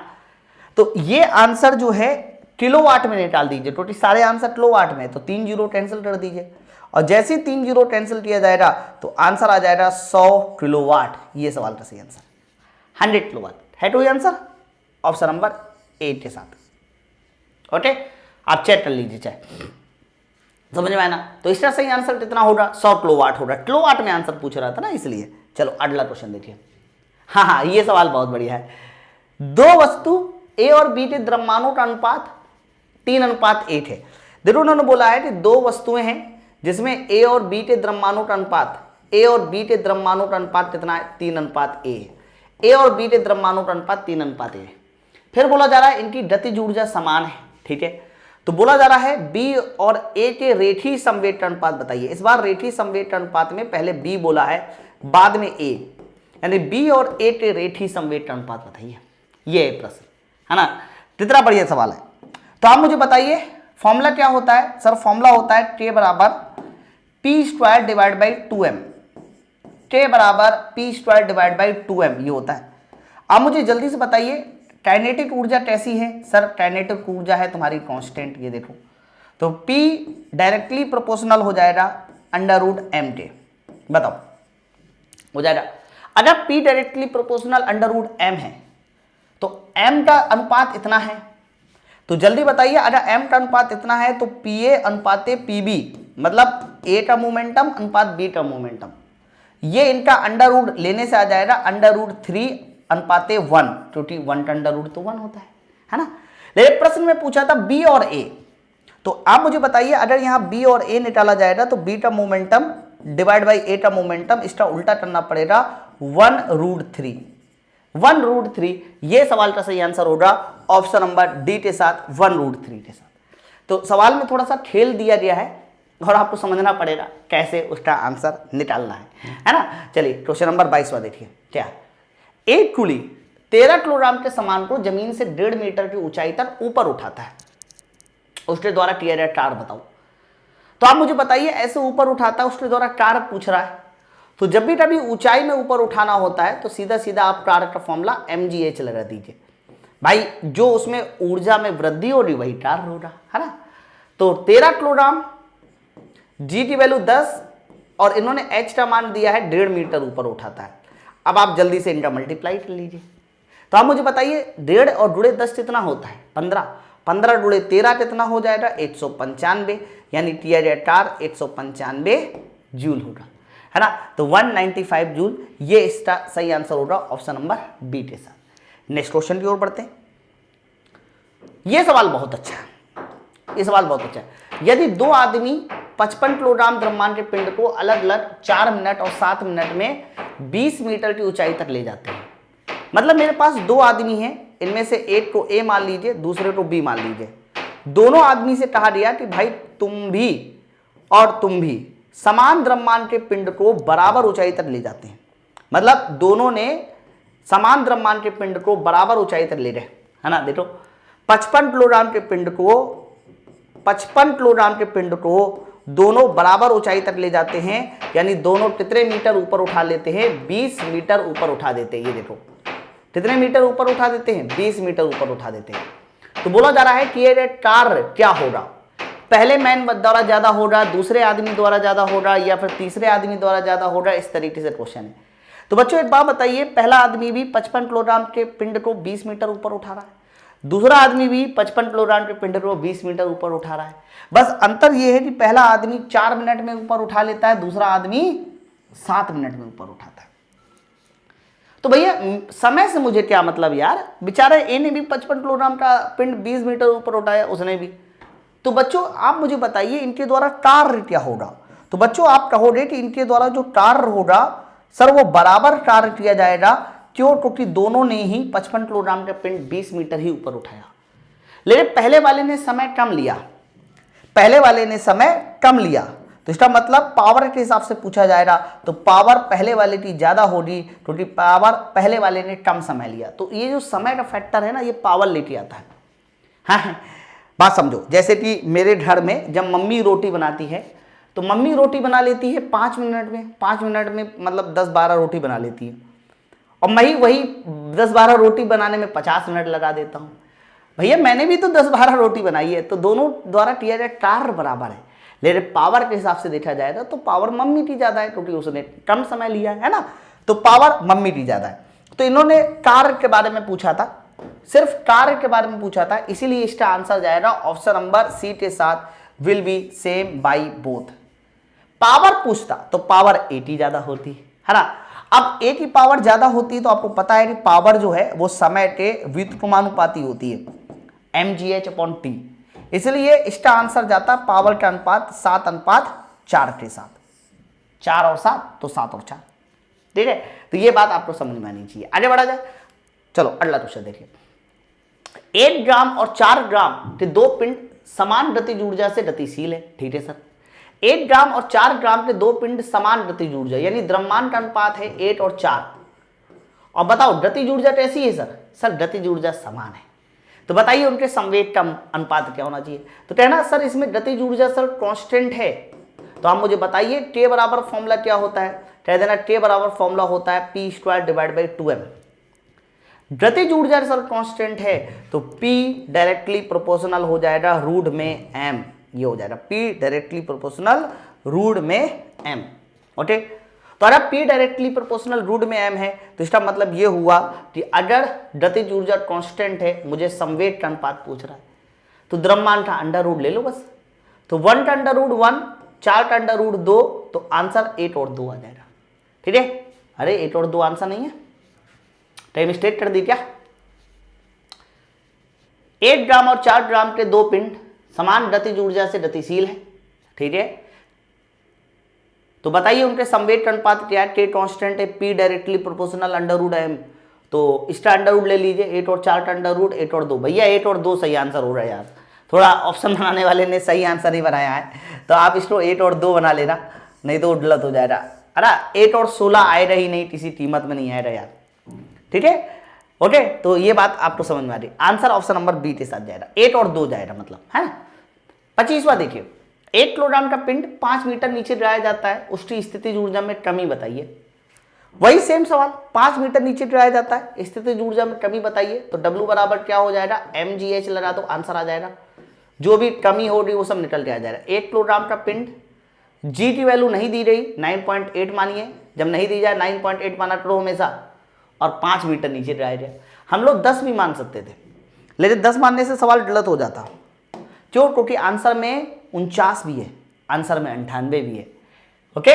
तो आप मुझे बताइए इसका आंसर कितना जाएगा? तो इसका मल्टीप्लाई कर लीजिए, ये तुम्हारा 49 जूल के साथ जाएगा, चेक कर लो।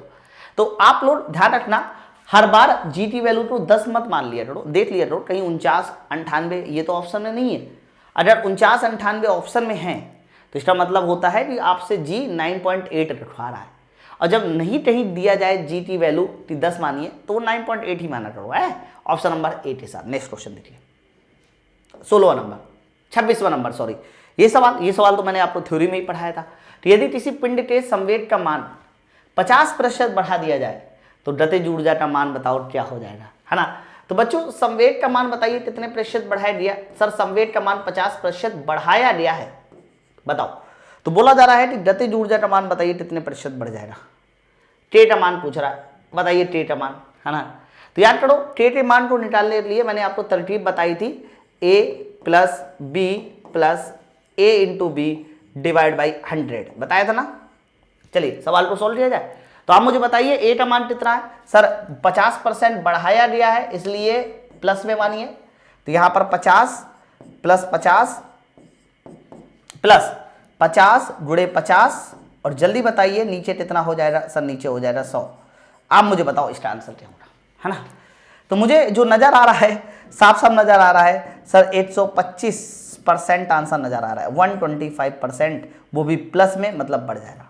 तो गतिज ऊर्जा कितने परसेंट बढ़ जाएगी सर? गतिज ऊर्जा 125% बढ़ जाएगी, 125% बढ़ जाएगी, इंक्रीज हो जाएगी। ऑप्शन नंबर सी होगा, इंक्रीज हो जाएगी, है ना। 125 से 2 आंसर है, लेकिन एक आंसर है डिक्रीज वाला, डिक्रीज नहीं हो रही, इंक्रीज हो रही। चलो अगला क्वेश्चन देखिए। ये देखिए, ये सवाल भी पिछली बार ग्रुप डी में आया हुआ सवाल है। 40 किलोग्राम का एक लड़का सीढ़ी पर दौड़कर चढ़ता है, 9 मीटर ऊंचे प्रथम तल में 1/2 मिनट में पहुंच जाता है। बच्चों 1/2 मिनट का क्या मतलब होता है? आधा मिनट। और आधा मिनट का क्या मतलब होता है? कह देना, आधा मिनट का मतलब होता है बच्चों, पूरा मिनट होता है 60 सेकेंड और आधा मिनट होता है 30 सेकेंड। ये देखो हो गया। तो बताइए कितनी शक्ति डेवलप हो रही? तो शक्ति पी का फॉर्मूला होता है mgh divide by T. mgh divide by T लगाइए, आंसर आ जाएगा। द्रव्यमान कितना लड़के का? 40 किलोग्राम। बहुत कम जो लड़का यार है, कुछ खाया पिए डरे। जी की वैल्यू नहीं दी गई, 10 मान लो। h का मान 9 और समय t कितना है? समय t है 30। ये देखो, ठीक है। आई थिंक आपको समझ में आ रहा होगा आंसर कैसे निकालना है। 30 तिया 90, 40 तिया 120। तो मुझे जो आंसर नजर आ रहा है वो 120 वाट नजर आ रहा है, 120 वाट। ये सवाल का सही आंसर 120 वाट, ऑप्शन नंबर बी के साथ। आप चेक कर लो ना, मल्टीप्लाई। देखो थोड़ी बहुत कैलकुलेशन मैं आपके हवाले भी छोड़ देता हूँ, ऐसा नहीं कि आपने सब कुछ मेरे नाम कर दिया, है ना। तो दिखाई दे रहा होगा 120 वाट आएगा, 30 तिया 90, 40 तिया 120। चलो अगला क्वेश्चन देखिए। 2 चलते हुए पिंड जिनके द्रव्यमानों का अनुपात 8:2 है तथा गतिज ऊर्जा का अनुपात 8:8 है। देखो इन्होंने बोला है कि द्रव्यमान का अनुपात 8:2 है और गतिज ऊर्जा का अनुपात कितना है? सर गतिज ऊर्जा का अनुपात है 8:8। ये देखिए, तो क्या बोला जा रहा है? तो बताइए उनके वेट का अनुपात क्या होना चाहिए? वेट का अनुपात पूछ रहा है। निकल आएगा? हाँ सर बिल्कुल निकल आएगा। कैसे निकलेगा सर? सर ऐसे कुछ निकलेगा कि आप मुझे बताइए गतिज ऊर्जा के बराबर फॉर्मूला क्या होता है? Half m into v square होता है, half m into v square. एकदम ध्यान सुनना। चलिए अनुपात बना देते हैं। यहां पर के का अनुपात 8:8, इधर द्रव्यमान का अनुपात, इधर द्रव्यमान का अनुपात, द्रव्यमान का अनुपात 8:2, है ना। और यहां वेलोसिटी का अनुपात v1 square divide by v2 square. 8/2 हटा देना, 8/2 से कोई मतलब नहीं, क्योंकि रेशियो बनाते समय कभी कांस्टेंट नहीं लिया जाता ना। तो यहां से मुझे बताइए v1 रेशियो v2 कितना आ जाएगा? सर v1 रेशियो v2 आ जाएगा रूट के अंदर 2/8, है ना। और 2/8 मतलब 8/4 और 8/4 का अंडर रूट होता है 8/2, ठीक है। तो वेलोसिटी का अनुपात 8:2 आ गया। सर वेलोसिटी का रेशियो 1:2 आ गया। इसका सही आंसर ऑप्शन नंबर बी के साथ जाएगा, 1:2 के साथ। समझ में आया कैसे लगा दिया? कठिन बिल्कुल नहीं था। 28 नंबर, नेक्स्ट क्वेश्चन की ओर देखिए। एक हल्के और भारतीय पिंड, एक्चुअली में यहाँ भारतीय नहीं लिखा होना चाहिए था, यहाँ लिखा होना चाहिए था भारी पिंड, लेकिन भारतीय भी लिखा है, तब भी कोई बात नहीं। आप भी जानते हैं भारतीय भारी, भारतीय भारी एक दूसरे के पर्यायवाची हैं, तो काफी बढ़िया चीज लिखी है भारतीय। तो भारतीय कहीं लिखाओ, भारी लिखाओ, एक ही बात है, एक दूसरे के पर्यायवाची है। भारतीय भारी है और भारी ही भारतीय है। आगे देखिए, एक हल्के और भारी पिंड का संवेग समान है, संवेग समान है। तो मेरे भाई बताओ के बराबर फॉर्मूला क्या होता है? सर के बराबर फॉर्मूला होता है P square divide by 2m। इन्होंने बोला है कि एक हल्के और भारी पिंड का संवेग समान है, यानी मोमेंटम कांस्टेंट है। देखो अगर सर मोमेंटम कांस्टेंट है तो आप मुझे बताइए जो गतिज ऊर्जा होगी वो देखिए द्रव्यमान के इनवर्सली प्रोपोर्शनल आ गया, उल्टा आ गया। अब यही वाला फॉर्मूला लगाना है। बहुत सारे बच्चे इस सवाल का सोल्यूशन करते समय के बराबर half m into v square लगा देंगे और उनके अनुसार आ जाएगा के द्रव्यमान के समानुपाती है। तो फिर वो कहेंगे जिसका द्रव्यमान ज्यादा उसकी गतिज ऊर्जा ज्यादा, ऐसा बोलेंगे। फिर वो आंसर लगा देंगे kinetic energy of heavy object will B high, ये वाला आंसर लगा देंगे, है ना, जबकि हो जाएगा गलत। क्योंकि प्रश्न में कहीं पर वेलोसिटी को कांस्टेंट नहीं बोला गया, प्रश्न बोला गया संवेग को कांस्टेंट, इसीलिए ये वाला कॉन्सेप्ट गलत है बच्चों, ये वाला कॉन्सेप्ट सही है। तो जिसका द्रव्यमान ज्यादा है उसकी गतिज ऊर्जा कम होगी, देख लो, है ना। तो इसका पता है क्या मतलब क्या हुआ? मतलब ये हुआ द्रव्यमान ज्यादा गतिज ऊर्जा कम, या द्रव्यमान कम गतिज ऊर्जा ज्यादा, तो kinetic energy of heavy object will be low, ये सवाल का सही आंसर होगा ऑप्शन नंबर बी के साथ। सवाल का सही आंसर बी है, ए नहीं है। समझ में आया ना? तो काफी बेहतरीन कॉन्सेप्ट वाला सवाल था। ठीक है, चलिए आगे बढ़ते हैं नेक्स्ट क्वेश्चन की ओर। ये वाला सवाल देखिए कितना तगड़ा है।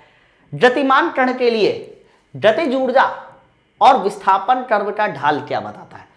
मैंने आपको पहले भी कहा है, जो चीज हमारी पहले बोली जाती है, जैसे कि जो गतिज ऊर्जा पहले बोला गया ये वाई एक्सिस में होगा और विस्थापन बाद में बोला गया ये एक्स एक्सिस में। गतिज ऊर्जा वाई एक्सिस में और ये तुम्हारा एक्स एक्सिस में। ठीक है, इन्होंने ढाल पूछा है, स्लोप पूछा है। याद करो मैंने कई बार बताया है, स्लोप का मतलब होता है dy upon dx। dy upon dx मतलब y वाला ऊपर x नीचे, तो dy अपॉन dx तो गतिज ऊर्जा ऊपर विस्थापन नीचे। अच्छा, गतिज ऊर्जा जो होती है वो न्यूटन मीटर होती है ऊर्जा, और विस्थापन मतलब x, विस्थापन मतलब मीटर, तो स्लोप कहीं ना कहीं न्यूटन आ गया।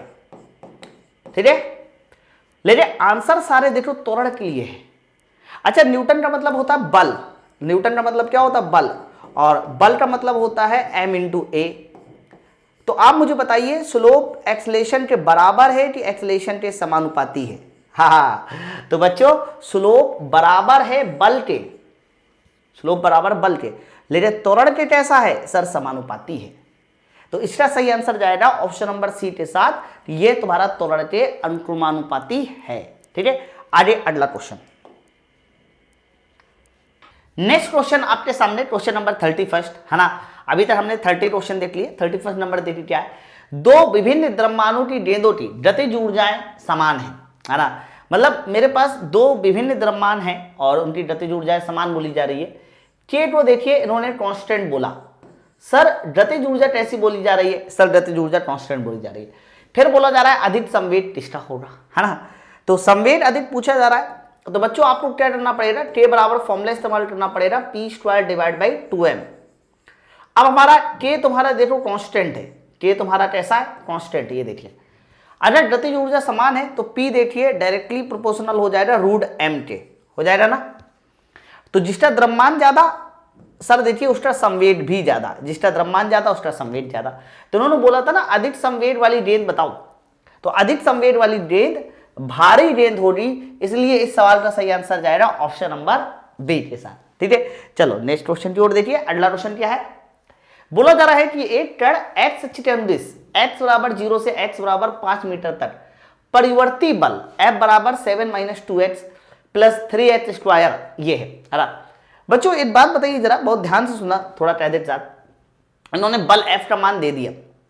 जैसे इन्होंने कहा कि बल F का मान इतना है बच्चों, और मुझे पूछा जा रहा है कार्य क्या है, तो तुम्हारे माइंड में एक चीज आती है कि बल F बराबर है 7 - 2x और प्लस कितना है बच्चों? Plus 3h square. ये देखो, तो जैसे ही मैंने देखा कि फोर्स F में, तो इक्वेशन दे दी, मतलब फोर्स F वेरिएबल है, और वेरिएबल फोर्स के लिए जो टार्क का फॉर्मूला होता है वो इंटीग्रेशन F इंटू dx होता है, इंटीग्रेशन F इंटू dx। चलो लगाइए, मैं डायरेक्ट इंटीग्रेशन करा दूंगा भाई यहां पर।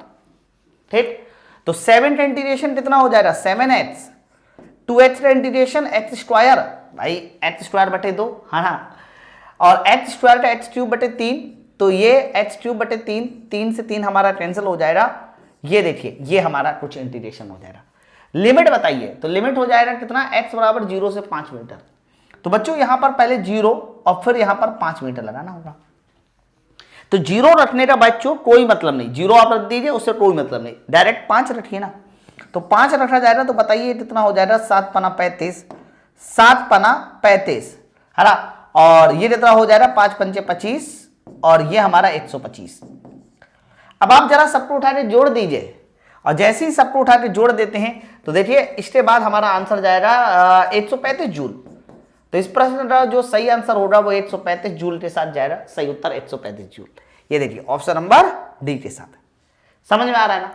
तो इसका ऑप्शन नंबर डी हो जाएगा। नेक्स्ट क्वेश्चन की ओर देखिए, क्वेश्चन नंबर 33। 5 न्यूटन बल के अंतर्गत एक पिंड 10 मीटर की दूरी तय करता है।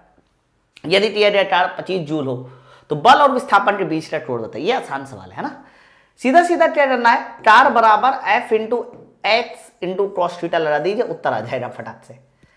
तो बताइए कितना टार है? सर 25 जूल का टार है। बल कितना है? 5 न्यूटन। विस्थापन कितना है? 10 मीटर। और यहां से तुम्हें एंगल कॉस थीटा पूछ रहा है। तो बच्चों एक बात बताइए, अगर मैं cos थीटा बराबर पूछूं कितना हो जाएगा, तो ये 50, ये 25, 50 और ये 25, 25/50 यानी 8/2, और 8/2 का मतलब होता है 60 डिग्री। ये सवाल का सही आंसर होगा 60 डिग्री, ऑप्शन नंबर सी के साथ है। अब ये सब वैल्यू याद कर लो। अब मैं आपको अगर ये पढ़ाने बैठ गया ना कि cos 60 इतना होता है, cos 30 इतना होता है, तो फिर दिक्कत हो जाएगी भाई आप लोग को। चलिए मुझे भी हो जाएगी। लोग कहेंगे बताओ ये मास्टर ये पढ़ा रहा है। किसी पिंड की गतिज ऊर्जा 0.1% में वृद्धि हो जाती है तो संवेग में कितने प्रतिशत की वृद्धि होगी। इन्होंने बोला है कि जो तुम्हारा गतिज ऊर्जा है, गतिज ऊर्जा में जो वृद्धि है वो 0.1% की वृद्धि है। देखो तो बताइए इसके संवेग में कितने प्रतिशत की वृद्धि होगी, ये सवाल है। तो यहां पर आपको फॉर्मूला पता होना चाहिए, फॉर्मूला क्या होता है। तो आप मुझे बताइए इन दोनों के बीच में रिलेशन क्या होता है। कहते हैं रिलेशन होता है K directly proportional to P square, और या मैं P पूछूं तो P directly proportional to √K, ये होता है P directly proportional to √K। अगर √K होता है बच्चों तो मुझे इतना बात समझ में आई कि अगर मैं परसेंटेज वाला फॉर्मूला बनाना चाहूं तो परसेंटेज ऑफ P जो पावर में होती है ना वो हमेशा आगे आ जाती है, पावर 8/2 आगे आ जाएगा परसेंटेज ऑफ K। बताओ परसेंटेज ऑफ K 0.1 है तो परसेंटेज ऑफ K को 0.1 कर दीजिए और 0.1 डिवाइड बाई 2 हो जाएगा और ये परसेंटेज में भी आएगा। अब आप मुझे बताइए 0.1 डिवाइड बाई 2 कितना होगा। तो साफ साफ दिखाई दे रहा है 0.1 को जब आधे से डिवाइड करा दिया जाएगा तो 0.05%, ये तुम्हारा सही आंसर हो जाएगा 0.05%, ऑप्शन नंबर 8 के साथ। ठीक है ओके, तो बहुत बढ़िया सवाल था ये, ध्यान रखिएगा। चलो और ये परसेंटेज एरर वाले सवाल, ये जो फॉर्मूला बनाते हैं मैंने यूनिट वाले चैप्टर में पढ़ाया था, और ये कॉन्सेप्ट तब लगाया जाता है जब परसेंटेज वृद्धि या परसेंटेज कमी बहुत कम होती है। 0.1% बहुत कम है, आप इससे लगा सकते हैं। ठीक है चलो और आगे देखिए 35वां नंबर देखिए। एक स्प्रिंग में 20 mm का विस्तार करने के लिए इसकी स्थितिज ऊर्जा 10 जूल है और 30 mm विस्तार होने पर स्थितिज ऊर्जा बताइए। बढ़िया अच्छा सवाल है। कहा जा रहा है कि जब 20 mm का विस्तार होता है तो इसके अंदर स्थितिज ऊर्जा कितने जूल आ जाती है, 10 जूल की आ जाती है, 10 जूल। है तो बताइए 30 mm का अगर विस्तार हो जाएगा तो बताइए इसके अंदर कितनी ऊर्जा आ जाएगी। तो भैया ऊर्जा थोड़ी सी ज्यादा हो जाएगी, है ना। 20 से 30 mm बनाना है तो आप मुझे बताइए कितने गुना किया है। देखो एक चीज ध्यान रखना, मैंने बताया स्प्रिंग की स्थितिज ऊर्जा जो होती है वो x² के समानुपाती होती है। तो अगर 20 से 30 हुआ है तो बताइए जल्दी से कितने गुना हुआ है, 3/2 गुना हुआ है। 20 से 30 अगर आपने x को किया है तो 3/2 ही गुना तो हुआ ना। तो यहां तुम्हें स्क्वायर करना पड़ेगा, यानी 3/2 का स्क्वायर हो जाएगा 9/4। तुम्हें 9/4 गुना करना पड़ेगा बस। और 9/4 गुना कितना होगा, तो 10 का अगर मैं 9/4 गुना करूं तो ये तुम्हारा यही तुम्हारा आंसर है, 10 गुणे 9/4 बस। अब बताइए ये आंसर कितना जाने वाला है, 2.5, और 9 का मल्टीप्लाई 2.5 में कीजिए 22.5 चला जाएगा। ये देखिए ऑप्शन नंबर बी के साथ बस मल्टीप्लाई आपको करना है ना। 90/2 45, 45/2 22.5। ठीक है चलो नेक्स्ट क्वेश्चन देखिए 36 नंबर। अच्छा सवाल है। एक इंजन 10 किलोवाट की शक्ति उत्पन्न करता है और यह 200 किलोग्राम द्रव्यमान को 40 मीटर की ऊंचाई तक पहुंचाने में समय कितना लेगा, समय पूछ रहा है। तो बच्चों एक बात बताइए, पावर का फॉर्मूला आप सबको पता है, पावर बराबर होता है mgh/t। मुझे समय पूछ रहा है, समय निकालना है मुझे। बताइए कितने किलोवाट का इंजन है, सर 10 किलोवाट का इंजन है, तो आप पावर की जगह पे 10 किलोवाट मतलब 10,000 कर सकते हैं। ठीक है फिर m कितना है, सर m की वैल्यू 200 किलोग्राम है, g की वैल्यू तो आप 10 मान लीजिए। h कितना है, सर h 40 मीटर है, और मुझे समय तुमसे पूछ रहा है, बताइए कितना समय है ना। अब तो आसान है यार, साफ साफ दिखाई दे रहा है सर। 3 जीरो से 3 जीरो उड़ा दीजिए, 4 जीरो से 4 जीरो उड़ाइए, ये देखिए 4 जीरो से 4 जीरो उड़ाइए, तो यहां से समय बराबर आ जाएगा तुम्हारा 4 दूनी 8 सेकेंड। ये इस प्रश्न का सही आंसर होगा 8 सेकेंड के साथ, ऑप्शन नंबर सी के साथ। समझ रहे हैं ना। मतलब देखो हम लोग ना ये सारे के सारे क्वेश्चन को इसलिए रिकॉर्ड करके देते हैं आपको, मैं रिकॉर्ड कर रहा हूं अभी, समझो बात को, ताकि ना क्वेश्चन कम से कम समय में आप ज्यादा से ज्यादा चीजें समझो। अब मैं इसी में आपके लिए टाइम बर्बाद करता रहता है, फलाना करो ढिकाना करो, हाँ फिर वही आदत आपको एग्जाम में पड़ जाती है, फिर पेपर छूटते हैं। मैं ऐसा नहीं चाहता, मैं किसी भी सवाल को ऐसा चाहता हूँ कि जिस स्पीड से मैं सॉल्व कर रहा हूँ वो स्पीड आपके पास भी आनी चाहिए, ठीक है। चलिए नेक्स्ट क्वेश्चन देखिए। बिजली एक मोटर उठाने वाले टेबल में 4500 न्यूटन का तनाव उत्पन्न करती है, 2 मीटर पर सेकेंड की दर से लपेटती है, मोटर की शक्ति बताइए। अब बताओ, यहां पर मोटर की पावर बतानी है, तो पावर का फॉर्मूला ये भी तो होता है फोर्स इंटू वेलोसिटी, बताइए। अच्छा, फोर्स इंटू वेलोसिटी लगा देंगे, डायरेक्ट पावर आ जाएगी। फोर्स कितना है सर? फोर्स है 4500 न्यूटन और वेलोसिटी कितनी है? वेलोसिटी 2 मीटर पर सेकेंड, तो 45 दूनी 90, यानी 90 90 90 9000 वाट। सर इतनी पावर की आवश्यकता होगी, 9000 वाट। अब 9000 वाट नहीं है आंसर में, कोई बात नहीं यार, 9 किलोवाट लगा दो, ये इसका सही आंसर हो जाएगा 9 किलोवाट के साथ। अब देखो कुछ बच्चे होंगे कि अगली वाली लाइन भी लिखेंगे, उनका दिल नहीं मानेगा, आत्मा नहीं मानेगी। अरे हम कह रहे हैं इस लाइन को लिखने में आपको 10 सेकेंड का समय दिया, क्यों लिखते हो 10 सेकेंड? अरे मैं तो कह रहा हूँ 45 दूनी यहाँ से 90, अरे हम कह रहे हैं यहाँ से नहीं, यहीं से 45 दूनी 90। सोच देखिए स्पीड कितनी आ सकती है। तो स्पीड उसी हिसाब से आती है जिस हिसाब से आप चाहते हो। अगर आप नहीं चाहते हो ना तो स्पीड भी नहीं मेंटेन हो पाएगी, समझ रहे हैं बात को। चलिए नेक्स्ट क्वेश्चन देखिए। यदि किसी वस्तु पर टार बढ़ जाता है तो उसमें उससे संबंध हो जाएगा गतिज ऊर्जा में कमी, गतिज ऊर्जा वृद्धि, गतिज ऊर्जा समान, ठीक है, ओके। देखो जब भी कभी किसी वस्तु में टार बढ़ता है, जैसे मैंने कहा कि मेरे पास ये कोई पिंड था और ये पिंड 10 मीटर पर सेकेंड की वेलोसिटी से चल रहा था। कितनी वेलोसिटी से? 10 मीटर। मैंने इसमें टार बढ़ा दिया, मैंने अपनी तरफ से इसमें 100 किलो जूल का टार और कर दिया। बच्चों जैसे ही मैं इसमें 100 किलो जूल का टार करूंगा ना तो इसकी जो स्पीड है ना वो स्पीड बढ़ जाएगी। इसकी स्पीड बढ़ जाएगी। तो बच्चों गतिज ऊर्जा क्या हो जाती है? बढ़ जाती है, इसलिए ऑप्शन नंबर बी के साथ जाएगा, स्पीड बढ़ जाती है, गतिज ऊर्जा बढ़ जाती है। तो आप जब भी किसी पिंड पे टार करते हैं ना तो वो टार उसकी गतिज ऊर्जा बढ़ाता है, ठीक है, स्थितिज ऊर्जा नहीं, गतिज ऊर्जा। ऑप्शन नंबर बी के साथ। नेक्स्ट क्वेश्चन देखिए। और तभी तो एक रिजल्ट आपको बताया जाता है। रिजल्ट ये बताया जाता है कि टीआर या टार वो गतिज ऊर्जा में वृद्धि लेके आता है, यानी work is equal to delta T, है ना। चलिए इसी को बोलते हैं वर्क एनर्जी थ्योरम। चलिए नेक्स्ट क्वेश्चन देखिए। इसी तरह देखो ये एग्जाम्पल आ गया, है ना। 30 किलोमीटर प्रति घंटा की चाल से चल रही ट्रेन की गतिज ऊर्जा इतनी है, स्पीड 60 कर दी तो टीआर टार बताइए। बताओ कितना बढ़िया सवाल है। जब स्पीड जो है 30 किलोमीटर प्रति घंटा थी तो बताइए इसकी गतिज ऊर्जा कितनी थी? तो बच्चों इसकी गतिज ऊर्जा थी 52,000 जूल, 52,000 जूल के। और जब स्पीड आपने 60 किलोमीटर प्रति घंटा कर दी तो बताइए टीआर टार कितना होना चाहिए? टीआर टार कितना होना चाहिए? तो आप एक काम करो ना, हम लोग टार बाद में निकालेंगे, टार को मालूम बोली। आप सीधा सीधा मुझे बताओ, जब स्पीड पहले 30 थी, ऊर्जा 52,000 थी, है ना, और जब स्पीड को तुमने डबल कर दिया तो ऊर्जा बता दो मुझे, तो गतिज ऊर्जा कितनी हो जाएगी? तो कहना अगर तुमने सर स्पीड को डबल कर दिया है तो आप मुझे बताइए गतिज ऊर्जा के फॉर्मूले में क्या आता है? कहना गतिज ऊर्जा के फॉर्मूले में हाफ mv² आता है।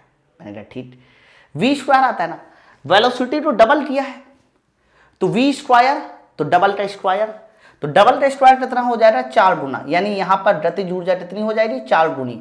तो पहले तो आप बाद वाली गतिज ऊर्जा बताओ। तो कहना 4 गुना करना है, 3 जीरो से मुझे क्या मतलब, 52 का 4 गुना कर दो, तो 52 दूनी 104, 208, 208 तो रहेगा ही रहेगा और 3 जीरो और बढ़ जाएंगे, है ना। तो यानी जब स्पीड तुमने 60 किलोमीटर प्रति घंटा कर दी तो ऊर्जा 208, 3 जीरो।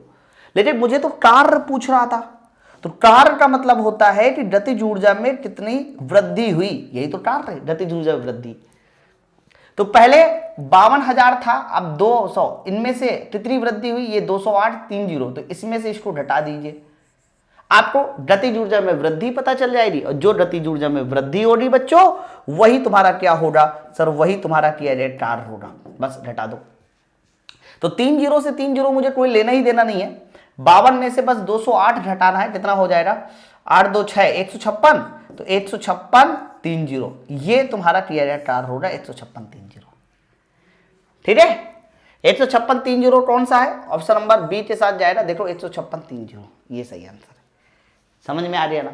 हालांकि और भी ऑप्शन है, कंफ्यूज मत होना, गलती हो जाएगी आपसे है। चलिए नेक्स्ट क्वेश्चन देखिए, क्वेश्चन नंबर 40 बताइए क्या है। 40 को समझो।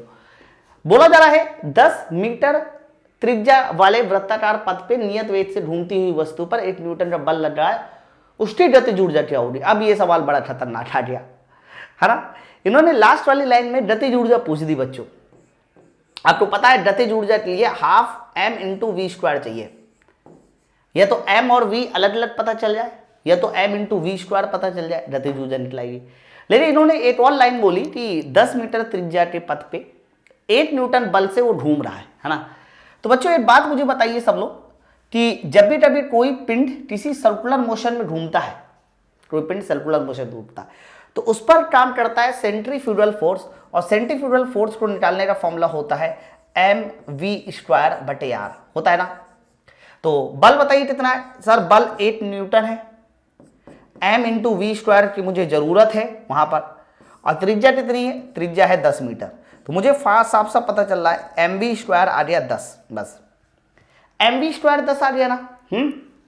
अगर mv² बच्चों 10 आ गया, बहुत ध्यान सुनना, mv² 10 आ गया तो mv² की वैल्यू 10 यहाँ रख दीजिए, और जैसे ही mv² की वैल्यू 10 यहाँ रखेंगे तो 10/2 बताइए कितना हो जाएगा सर, 10/2 हो जाएगा 5 जूल के साथ। तो गतिज ऊर्जा 5 जूल हो गई है ना। बढ़िया सवाल था ना, एकदम ट्रिकी सवाल था। चलिए option number D, next question की ओर देखिए। कार ऊर्जा प्रमेय के अनुसार किया गया कार्य किसके बराबर होता है। कार ऊर्जा प्रमेय के अनुसार किया गया कार्य किसके बराबर होता है। तो बच्चों वर्ल्ड एनर्जी थ्योरम ये कहती है कि जब किसी वस्तु पर आप कार्य करते हो वो गतिज ऊर्जा में परिवर्तन के बराबर होता है। सिर्फ गतिज ऊर्जा कहना गलत है, गतिज ऊर्जा में परिवर्तन के बराबर होगा, चेंज इन काइनेटिक एनर्जी के बराबर होगा, इस बात को याद रखना। गतिज ऊर्जा बढ़ भी सकती है, घट भी सकती है, गतिज ऊर्जा में परिवर्तन के बराबर होगा। तो किया गया कार्य हमेशा गतिज ऊर्जा में परिवर्तन के बराबर होगा। ऑप्शन नंबर सी के साथ वर्ल्ड एनर्जी थ्योरम है। 42 नंबर देखिए, बराबर द्रव्यमानों के दो पिंड क्रमशः, अब देखो ये वाले सवाल में इन्होंने डेटा ही छोड़ दिया है। बराबर द्रव्यमानों के दो पिंड, इन्होंने बराबर द्रव्यमान कह दिया, और क्रमशः यहां पर वेट का मान देना होना चाहिए था, क्रमशः कितना और इतना वेट से गतिशील है। तो गतिज ऊर्जा का अनुपात बताइए। तो बच्चे एक बात बताइए, गतिज ऊर्जा का फॉर्मूला होता है half m into v square, और अगर द्रव्यमान बराबर है तो गतिज ऊर्जा देखो वी स्क्वायर के समानुपाती है, समझो। तो आप मुझे बताइए अगर यहां पर जो है वेलोसिटी मुझे पता होती कितनी कितनी वेलोसिटी है, मैं उसका स्क्वायर कर देता। तो स्क्वायर के हिसाब से मैं एक काम करता हूं, वेलोसिटी को मान ही लेता हूं, वेलोसिटी 3 मीटर पर सेकेंड मान लेता हूं, और वेलोसिटी 2 मीटर पर सेकेंड मान लेता हूं, ठीक है। तो बराबर द्रव्यमानों के दो पिंड की वेलोसिटी क्रमशः 3 मीटर पर सेकेंड और 2 मीटर पर सेकेंड से गतिशील है। तो बताइए उनकी गतिज ऊर्जा का अनुपात क्या होना चाहिए। तो बराबर द्रव्यमान है, द्रव्यमान को छोड़ दो, के वी स्क्वायर के समानुपाती, और के वी स्क्वायर के समानुपाती, तो गतिज ऊर्जा का बताइए अनुपात कितना हो जाएगा। तो 3 का स्क्वायर 9, 2 का स्क्वायर 4, ये सवाल का सही उत्तर है। हालांकि मैंने अपने हिसाब से डेटा ले लिया है, लेकिन कुछ ऐसा ही डेटा रहा होगा मेरे साथ, है ना। तो सवाल कठिन नहीं है, डेटा मिस था, इसलिए मैंने डेटा को लेकर सवाल को सेट कर दिया। नेक्स्ट क्वेश्चन देखिए, 43 नंबर क्या है। तो बच्चों 43 नंबर ये कहता है a body is thrown vertically upward. अच्छा, एक बॉडी ऊपर की ओर फेंटी गई, मेरे पास ये कोई बॉडी है, और बताइए इस बॉडी को हमने कहाँ की ओर फेंटा सर, इस बॉडी को हमने ऊपर की ओर फेंटा, ऐसे ये बॉडी को हमने ऊपर की ओर फेंटा, ठीक है। अब बहुत ध्यान से सुनिए क्या बोला जा रहा है। During its rise the potential energy and kinetic energy, मतलब जैसे जैसे ऊपर की ओर बढ़ता है तो बताइए पोटेंशियल एनर्जी और काइनेटिक एनर्जी में क्या होता है। पहले पोटेंशियल पूछ रहा है बच्चों, और बाद में देखिए क्या पूछ रहा है सर, बाद में पूछ रहा है काइनेटिक।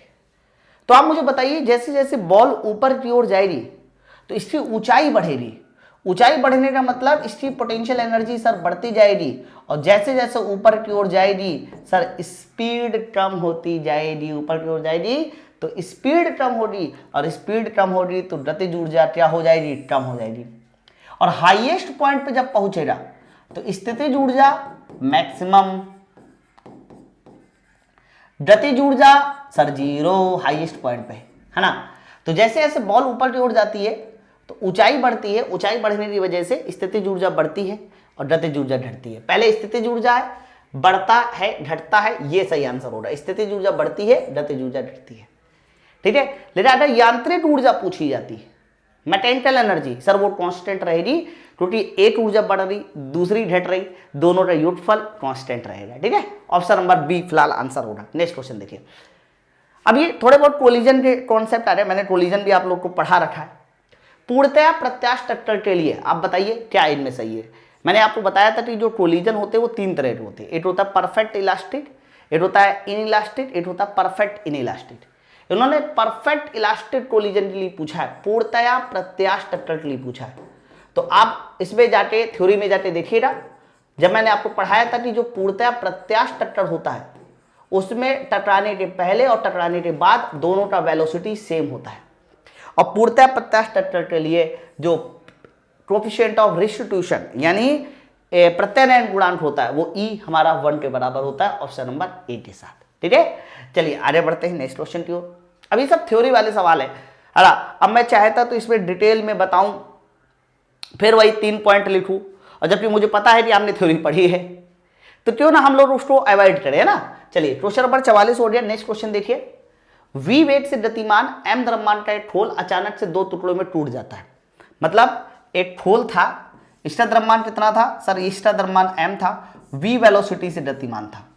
जैसे जैसे गतिमान होता है तो अचानक से कितने टुकड़ों में टूट जाता है, 2 टुकड़ों में। फिर बोला जा रहा है द्रव्यमान m/4 वाला भाग स्थिर हो जाता है। बच्चों m/4 वाला जो द्रव्यमान है, एक टुकड़ा m/4 है, वो स्थिर हो जाता है, यानी इसकी स्पीड हो जाती है 0। तो दूसरा टुकड़ा क्या होगा सर, दूसरा टुकड़ा हो जाएगा 3m/4। बताओ 3m/4 भाई 8m/4 दूसरा। तो आपको बोला जा रहा है स्थिर हो जाता है ठोल का वेट। बच्चों यही वाला वेट पूछ रहा होगा, दूसरे टुकड़े का ही वेट पूछ रहा होगा। यहां पर ठोल के वेट का मतलब है दूसरे ठोल का वेट, है ना। चलिए, तो ऐसे सवालों में क्या होता है, मोमेंटम कंजर्वेशन लगाते हैं। टकराने से पहले का संवेग या घटना होने के पहले का संवेग बराबर घटना होने के बाद का संवेग। तो घटना होने के पहले एक पिंड ये था, है ना, बाकी और कोई तो नहीं था फटने से पहले। तो इस पिंड का कितना संवेग रहा होगा, m × v। और जब तुम्हारा खोल फट गया तो m/4 का टुकड़ा उसका संवेग इंटू 0, मतलब द्रव्यमान इंटू वेलोसिटी। 3m/4 दूसरा टुकड़ा था, उसका संवेग हो जाएगा इंटू v'। तो घटना के पहले का संवेग बराबर घटना के बाद का संवेग, बराबर कर दिया। तो आप मुझे बताइए 0 का कोई मतलब नहीं है, इसको मैं कैंसिल कर दूं, m से m कैंसिल कर दूं, और यहां से मैं v' पूछूं कितना हो जाएगा। तो बच्चों v' हो जाएगा 4/3 v के साथ, 4/3 v। ये सवाल का सही आंसर होगा ऑप्शन नंबर ए के साथ, है ना। तो सवाल समझ में आ रहा है, बहुत प्यारा एकदम खूबसूरत सवाल था, आप इसको हल्के में नहीं ले सकते थे। चलिए नेक्स्ट क्वेश्चन देखिए, ये और तगड़ा सवाल। एक धातु की गेंद 32 मीटर की ऊंचाई से प्लेट पर गिरती है और प्रत्यानयन गुणांक 0.5 मीटर है, तो दूसरी उछाल के बाद गेंद किस ऊंचाई तक पहुंची थी। सर इन्होंने पहली उछाल नहीं पूछी, दूसरी उछाल पूछी है। अच्छा, पहली उछाल के बाद h2 कितना आता है, कह देना E² × H1। ये पहली उछाल के बाद है, याद है ना, पहली उछाल के बाद कितना ऊंचाई जाएगा, E² × H1। तो E 0.5 है, 0.5 का मतलब होता है 8/2, 0.5 का मतलब होता है 8/2। तो बच्चों 8/2 का स्क्वायर कर दीजिए इंटू H1 कर दीजिए, H1 का मतलब हो गया 32। ठीक है, तो आप मुझे बताइए जरा, अगर मैं ये निकालूं तो H2 बराबर कितना हो जाएगा, तो 32/4। सर 32/4 कितना हो जाएगा, 8 मीटर। तो पहली टक्कर के बाद 8 मीटर ऊपर जाएगा, लेकिन इन्होंने तो दूसरी पूछी है। तो बच्चों कोई दिक्कत नहीं, अगर दूसरी टक्कर के बाद पूछा जा रहा है आपको, तो फिर से E² का मल्टीप्लाई कर दीजिए H2 में। भाई पहली टक्कर के बाद 8 मीटर, आप सोचो पहले ऐसे गिरा होगा, फिर ऐसे ऊपर, फिर ऐसे, ये देखो। ठीक है, तो पहली टक्कर ये तुम्हारा H1 हो गया, पहली टक्कर के बाद कितना ऊपर उठा सर H2, दूसरी टक्कर के बाद कितना ऊपर उठ रहा है H3।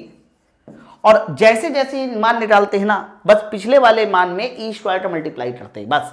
तो E तुम्हारा 1/2 है, 1/2 का स्क्वायर, पिछली वाली ऊंचाई 8। तो जल्दी बताइए 8/4 कितना हो जाएगा। तो देख लो दूसरी टक्कर के बाद सर आ जाएगा 8/4 2 मीटर। तो उन्होंने दूसरी टक्कर के बाद पूछा था कि बॉल कितना ऊंचाई ऊपर उठेगी, तो आपका आंसर जाएगा 2 मीटर के साथ। ठीक है, तो यह वाला सवाल भी बड़ा खास है, आप देख लो।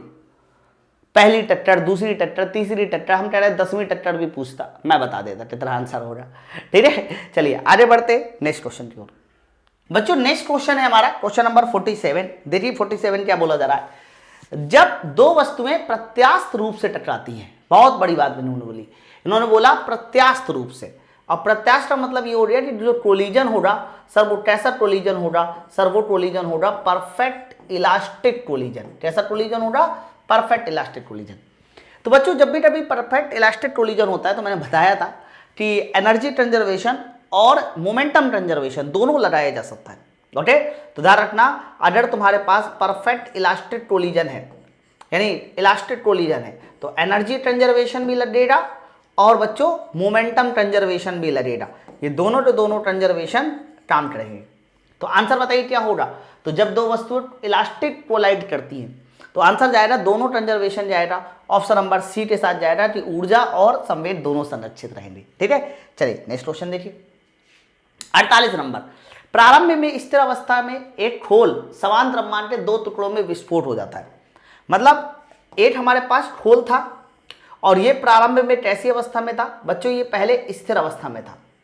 फिर इन्होंने क्या बोला सर, इन्होंने बोला कि यह खोल समान द्रव्यमान के दो टुकड़ों में टूट जाता है। बच्चों जब भी कभी कोई खोल समान द्रव्यमान के दो टुकड़ों में टूटेगा तो संवेग संरक्षण के सिद्धांत के अनुसार इन दोनों का संवेग आपस में जीरो होना चाहिए, मिलके जीरो होना चाहिए।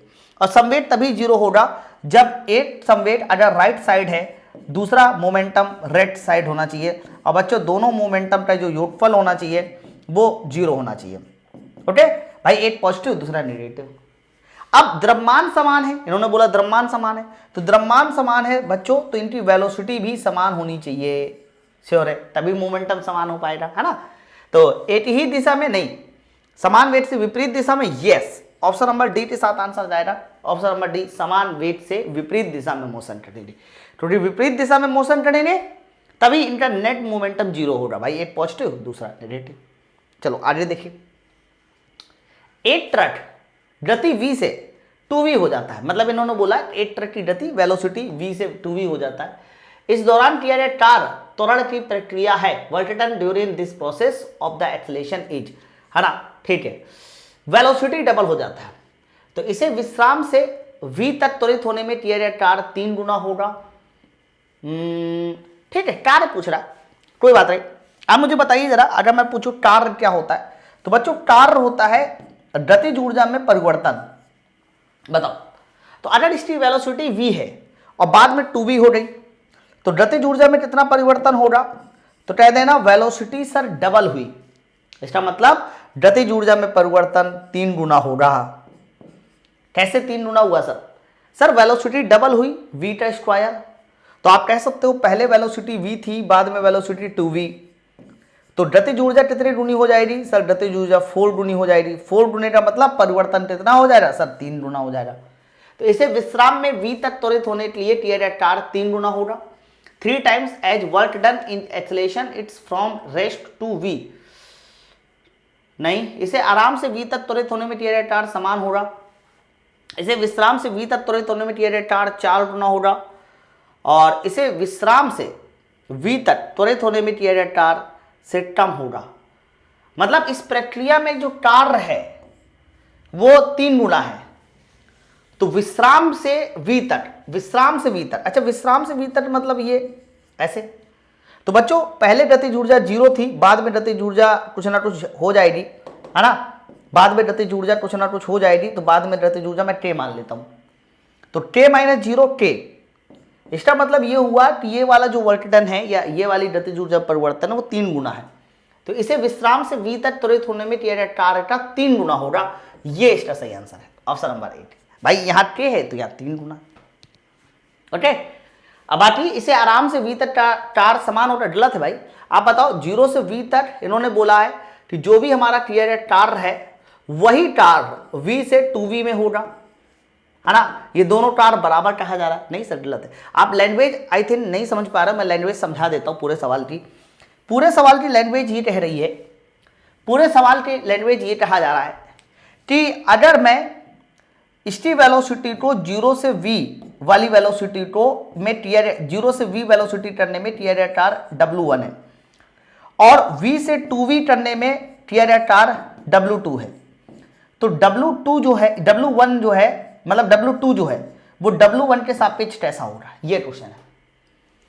तो बच्चों यहां पर जो स्क्वायर आएगा वो उसका अंतर 8 आएगा, यहां पे स्क्वायर का अंतर 3 आएगा।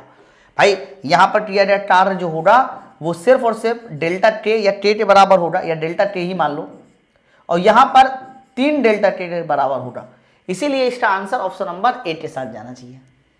ठीक है, थोड़ा अटपटा सवाल लेकिन लैंग्वेज आपको समझनी पड़ेगी। नेक्स्ट क्वेश्चन देखिए, प्रत्यानयन गुणांक क्या होता है?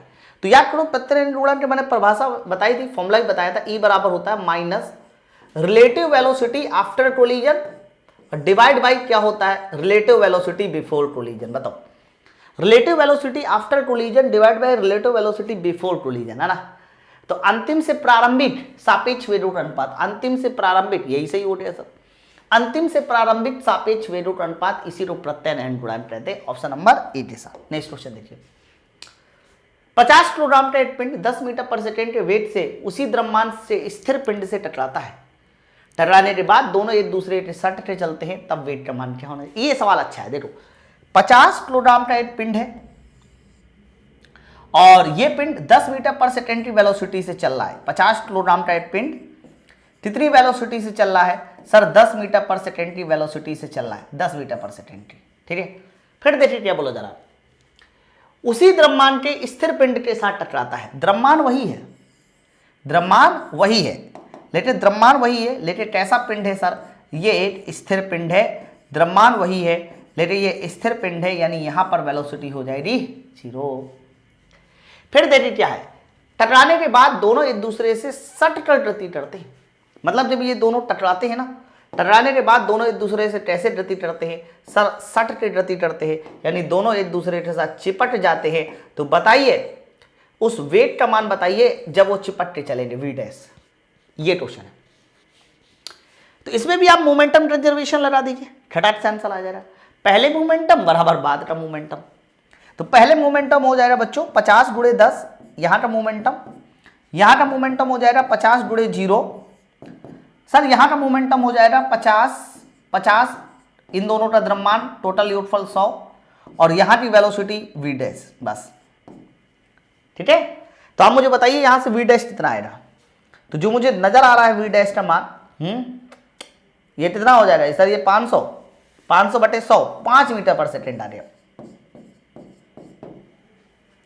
तो टकराने के बाद इनकी जो मिला के वेलोसिटी होगी वो सर 5 मीटर पर सेकेंड होगी। ठीक है, चलो नेक्स्ट क्वेश्चन की ओर देखिए। अगला क्वेश्चन क्या कहता है, प्रत्यास्थ और अप्रत्यास्थ टक्कर के लिए कौन सा कथन सही है? तो बोला जा रहा है ऊर्जा और संवेग दोनों का संरक्षण हो गलत सर, है ना। प्रत्यास्थ और अप्रत्यास्थ टक्कर में ध्यान रखना, केवल और केवल ऊर्जा का संरक्षण हो रहा। प्रत्यास्थ और अप्रत्यास्थ संरक्षण के लिए कौन सा कथन सही है? तो कहना इन दोनों में ऊर्जा का संवेग का संरक्षण होगा, ये सही है ना। ऊर्जा का संरक्षण होगा गलत, ऊर्जा का संरक्षण अप्रत्यास्थ में कभी नहीं हो सकता। ठीक है, दोनों का संरक्षण होगा गलत हो जाएगा, दोनों का नहीं होगा वो भी गलत है। तो कोई भी टक्कर हो, हर एक टक्कर में संवेग का संरक्षण डेफिनेटली होगा। नेक्स्ट क्वेश्चन की ओर देखिए, 40 न्यूटन का बल किसी वस्तु पर 20 मिनट तक कार्य करता है, जिसके कारण वस्तु बल की दिशा से 30 डिग्री कोण पर 20 मीटर विस्थापन हो जाता है। कार्य करने की दर बताइए।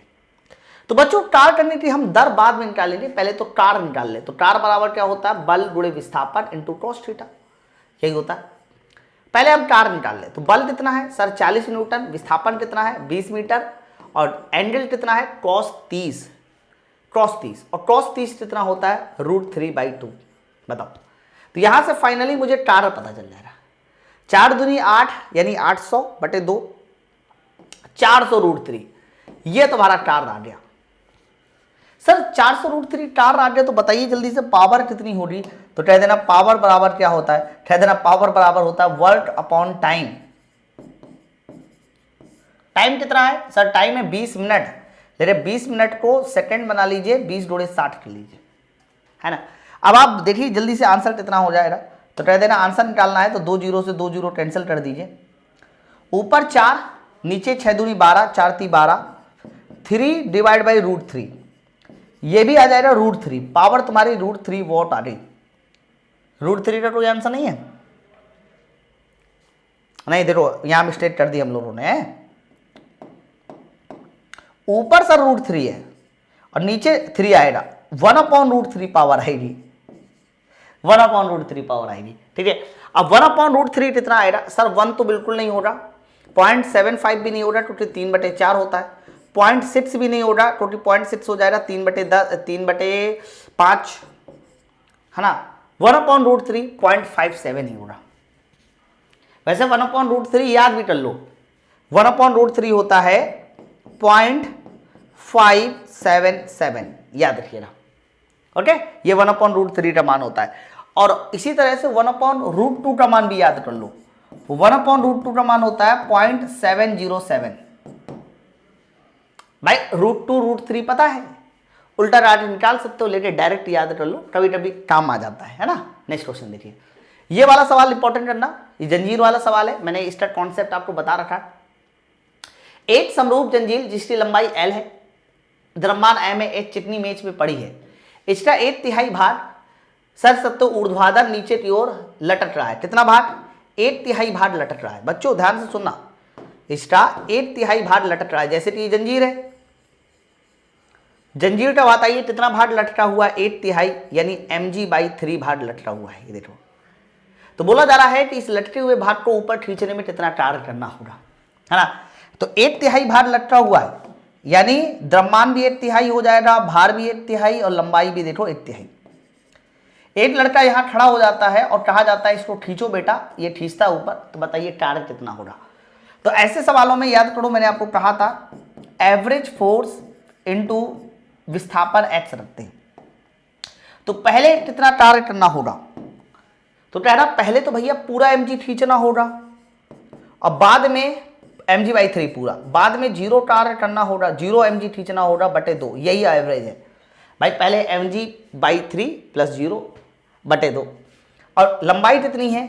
लंबाई खींचना है L/3, ठीक है। तो मेरे हिसाब से आपको आंसर साफ साफ नजर आ रहा होगा। तो इसका आंसर जाएगा mgl डिवाइड बाई 9, 9 नहीं 18, ये सही आंसर है, ऑप्शन नंबर डी। तो ये कार्य करने वाला सवाल काफी इंपॉर्टेंट है, इसको याद रखिएगा, बहुत ज्यादा इंपॉर्टेंट है। अगले बढ़िए, जब किसी स्प्रिंग को s दूरी तक खींचा जाता है तब इसकी स्थितिज ऊर्जा 10 जूल है ना। तो मतलब जब किसी स्प्रिंग को तुमने s दूरी खींचा गया तो बताइए उसके अंदर ऊर्जा कितनी आ रही? सर उसके अंदर ऊर्जा आ रही 10 जूल। इसे s दूरी और खींचना है, तो s दूरी और खींचना है तो बताइए कितना दूरी खींचना है? 2s दूरी, तो बताइए कितनी ऊर्जा। अच्छा कार्य पूछ रहा, ऊर्जा नहीं। तो याद करो मैंने आपको कहा था कि किसी स्प्रिंग के अंदर जब भी कभी बात ऊर्जा की करते हैं तो ऊर्जा हमेशा h² के समानुपाती होती है। तो आपने s खींचा 10 जूल, 2s खींचा, कितनी ऊर्जा आएगी? तो डबल है, आपने विस्थापन को डबल किया है बच्चों। विस्थापन डबल करेंगे तो ऊर्जा 2 का स्क्वायर 4 गुनी हो जाएगी, यानी अब ऊर्जा आ जाएगी 40 जूल। लेकिन इन्होंने ऊर्जा नहीं पूछी थी कि 2s खींचने में ऊर्जा कितनी है, इन्होंने कार्य पूछा था। तो पहले ऊर्जा थी 10 जूल, बाद में उसके अंदर ऊर्जा आ रही 40, तो बताइए TR कितना हो जाएगा? सर TR हो जाएगा 30 जूल। तो 30 जूल इसका सही आंसर होगा TR का, ऑप्शन नंबर सी के साथ। बताइए। तो बच्चों अभी तक मैंने जितने भी क्वेश्चन आए 55 और देख लेते हैं। आ रही और क्वेश्चन है क्या? 3 क्वेश्चन और है, जल्दी से 3 क्वेश्चन और लगा लेते हैं। 56 नंबर देखिए क्या है। 12 किलोग्राम का एक बम विस्फोट 4 किलोग्राम 8 किलोग्राम के 2 टुकड़ों में टूट जाता है, ठीक है। 8 किलोग्राम वाले खंड का वेग 6 मीटर पर सेकेंड है, तो दूसरे टुकड़े की गतिज ऊर्जा बताइए। देखो 12 किलोग्राम का एक बम विस्फोट होता है, तो बच्चों 12 किलोग्राम का बम विस्फोट होता है तो 12 का मोमेंटम हो जाएगा 12 × 0, क्योंकि पहले बम स्थिर हो रहा। 4 किलोग्राम और 8 किलोग्राम के 2 खंडों में टूटता है और 8 किलोग्राम वाले खंड की वेलोसिटी 6 मीटर पर सेकेंड, 8 वाले की वेलोसिटी 6 है इसलिए 8 × 6। 4 किलोग्राम वाले पिंड की वेलोसिटी मुझे नहीं पता भाई। देखो जब टुकड़ा स्थिर था तो 12 × 0, मोमेंटम बराबर कर रहा हूं, मोमेंटम कंजर्वेशन लगा रहा हूं भाई। तो पहले जब द्रव्यमान 12 था तो बम स्थिर था इसलिए 12 × 0, 8 किलोग्राम के लिए हो जाएगा 8 गुणे 6, क्योंकि 8 की वेलोसिटी कितनी है 6। बाद की मुझे वेलोसिटी निकालनी है तो निकाल आएगी यहां से v डैश। तो 8 छन 48 डिवाइड बाई 4 यानी माइनस का 12 मीटर पर सेकेंड, ये माइनस भी जाएगा ना उधर। तो ये 4 किलोग्राम की वेलोसिटी आ रही बच्चों। अब 4 किलोग्राम की वेलोसिटी आ रही तो दूसरे टुकड़े की गतिज ऊर्जा पूछ रहा है, तो दूसरा टुकड़ा वही मतलब वही 4 किलोग्राम है ना। तो 4 किलोग्राम, तो 4 किलोग्राम की गतिज ऊर्जा कितनी हो जाएगी 4 और वेलोसिटी 12, 12 का स्क्वायर। तो 144 दूनी 288, तो आंसर तुम्हारा 288 जूल के साथ जाएगा, ऑप्शन नंबर डी के साथ जाएगा। ठीक है, यहां दूसरे टुकड़े का मतलब देखो, पहला टुकड़ा 8 किलोग्राम के बारे में बोल दिया, दूसरा टुकड़ा मतलब वही 4 किलोग्राम, इसलिए मैंने 4 किलोग्राम की ऊर्जा निकाली है ना। चलिए आगे बढ़िए। m किलोग्राम m और 4m द्रव्यमान के दो पिंडों की समान गतिज ऊर्जा से गतिमान है, उनके रेखीय समवेत अनुपात बताइए। तो गतिज ऊर्जा समान है, ये देखो। तो आप मुझे बताइए फॉर्मूला क्या होता है। सर फॉर्मूला होता है K बराबर p²/2m। गतिज ऊर्जा समान है तो P directly proportional root m हो जाएगा, P directly proportional root m। तो आप मुझे बताइए समवे मोमेंट, देखो मास का अनुपात है m और 4, देखो मैं यहां लिख दूं, द्रव्यमान का अनुपात है 8:4। तो 8:4 का जब अंडर रूट लोगे तो समवेत का अनुपात मिल जाएगा, तो अंडर रूट लेने से 8:2 आ जाएगा, 8:2। तो सही उत्तर ऑप्शन नंबर सी के साथ जाएगा, 8:2 के साथ, है ना। तो अब वर्क पावर और एनर्जी का लास्ट क्वेश्चन देखिए। एक प्रणाली में संभावित ऊर्जा का मान दिया है U बराबर ax² - bx, ये जहां a और b धनात्मक स्थिरांक है, देखो बोल दिया। तो संतुलन की स्थिति का पता लगाए और चर्चा करें कि ये संतुलन स्थायी है कि अस्थायी है, धनात्मक है ना। तो कैसे क्या करते थे, सबसे पहले du/dx निकालते थे। तो du/dx क्या आता था, 2ax - b आएगा, और इसी को पहले 0 को बराबर करेंगे। बच्चों यहां से पता चलेगा आपको x, तो x बराबर आ जाएगा b/2a, x बराबर b/2a। हालांकि x बराबर b/2a आ गया, फिर आप क्या करना क्या है, इसका डबल डिफरेंशिएशन निकालना है। डबल डिफरेंशिएशन निकाला जाएगा इसका, तो b का अवकलन 0, सिर्फ 2a बचेगा। a धनात्मक है तो पूरा का पूरा 2a भी धनात्मक होगा। अच्छा पूरा का पूरा 2a धनात्मक आया, तो धनात्मक का मतलब क्या था सर, पॉजिटिव का मतलब था कि u का मान कैसा होगा सर, u का मान होगा मिनिमम। और जब भी कभी u का मान मिनिमम होता है तो बताइए कैसा संतुलन होता है सर, ये स्थायी संतुलन होता है। तो आंसर स्थायी संतुलन के साथ जाएगा x बराबर b/2a पर। तो b/2a पर स्थायी संतुलन, यार स्थायी संतुलन तो है, देखो ऑप्शन इन्होंने रिपीट कर दिया यार, a और b को रिपीट कर दिया, a भी वही ऑप्शन है, b भी वही है, इनमें से 8 सही कर लेना, यहाँ 8 प्लस कर लेना, प्लस वाला उत्तर सही होना चाहिए, है ना। रिपीट है ना ऑप्शन, देखो a और b रिपीट है, तो a वाला उत्तर मैंने सही कर दिया, तो b/2a है ना इसको जरूर करने से। ओके, तो बच्चों देखो यहाँ पर मैंने आप लोगों को वर्क पावर और एनर्जी के अच्छे लेवल के क्वेश्चन सॉल्व कर दिए। अब हम लोगों का जो अगला चैप्टर होगा वो शायद इलेक्ट्रिसिटी है ना। तो हम लोग एक बार इलेक्ट्रिसिटी भी पढ़ ले अच्छे से, तब यहाँ से चैप्टर खत्म हो जाएगा। बच्चों बस आपको करना क्या है कि इस वीडियो इस लेक्चर को देखने के बाद बगल में रेटिंग जरूर है, उस रेटिंग को जरूर रेट कीजिए कि आपको वर्क पावर और एनर्जी का चैप्टर कैसा लगा। ठीक है, थैंक यू वेरी मच।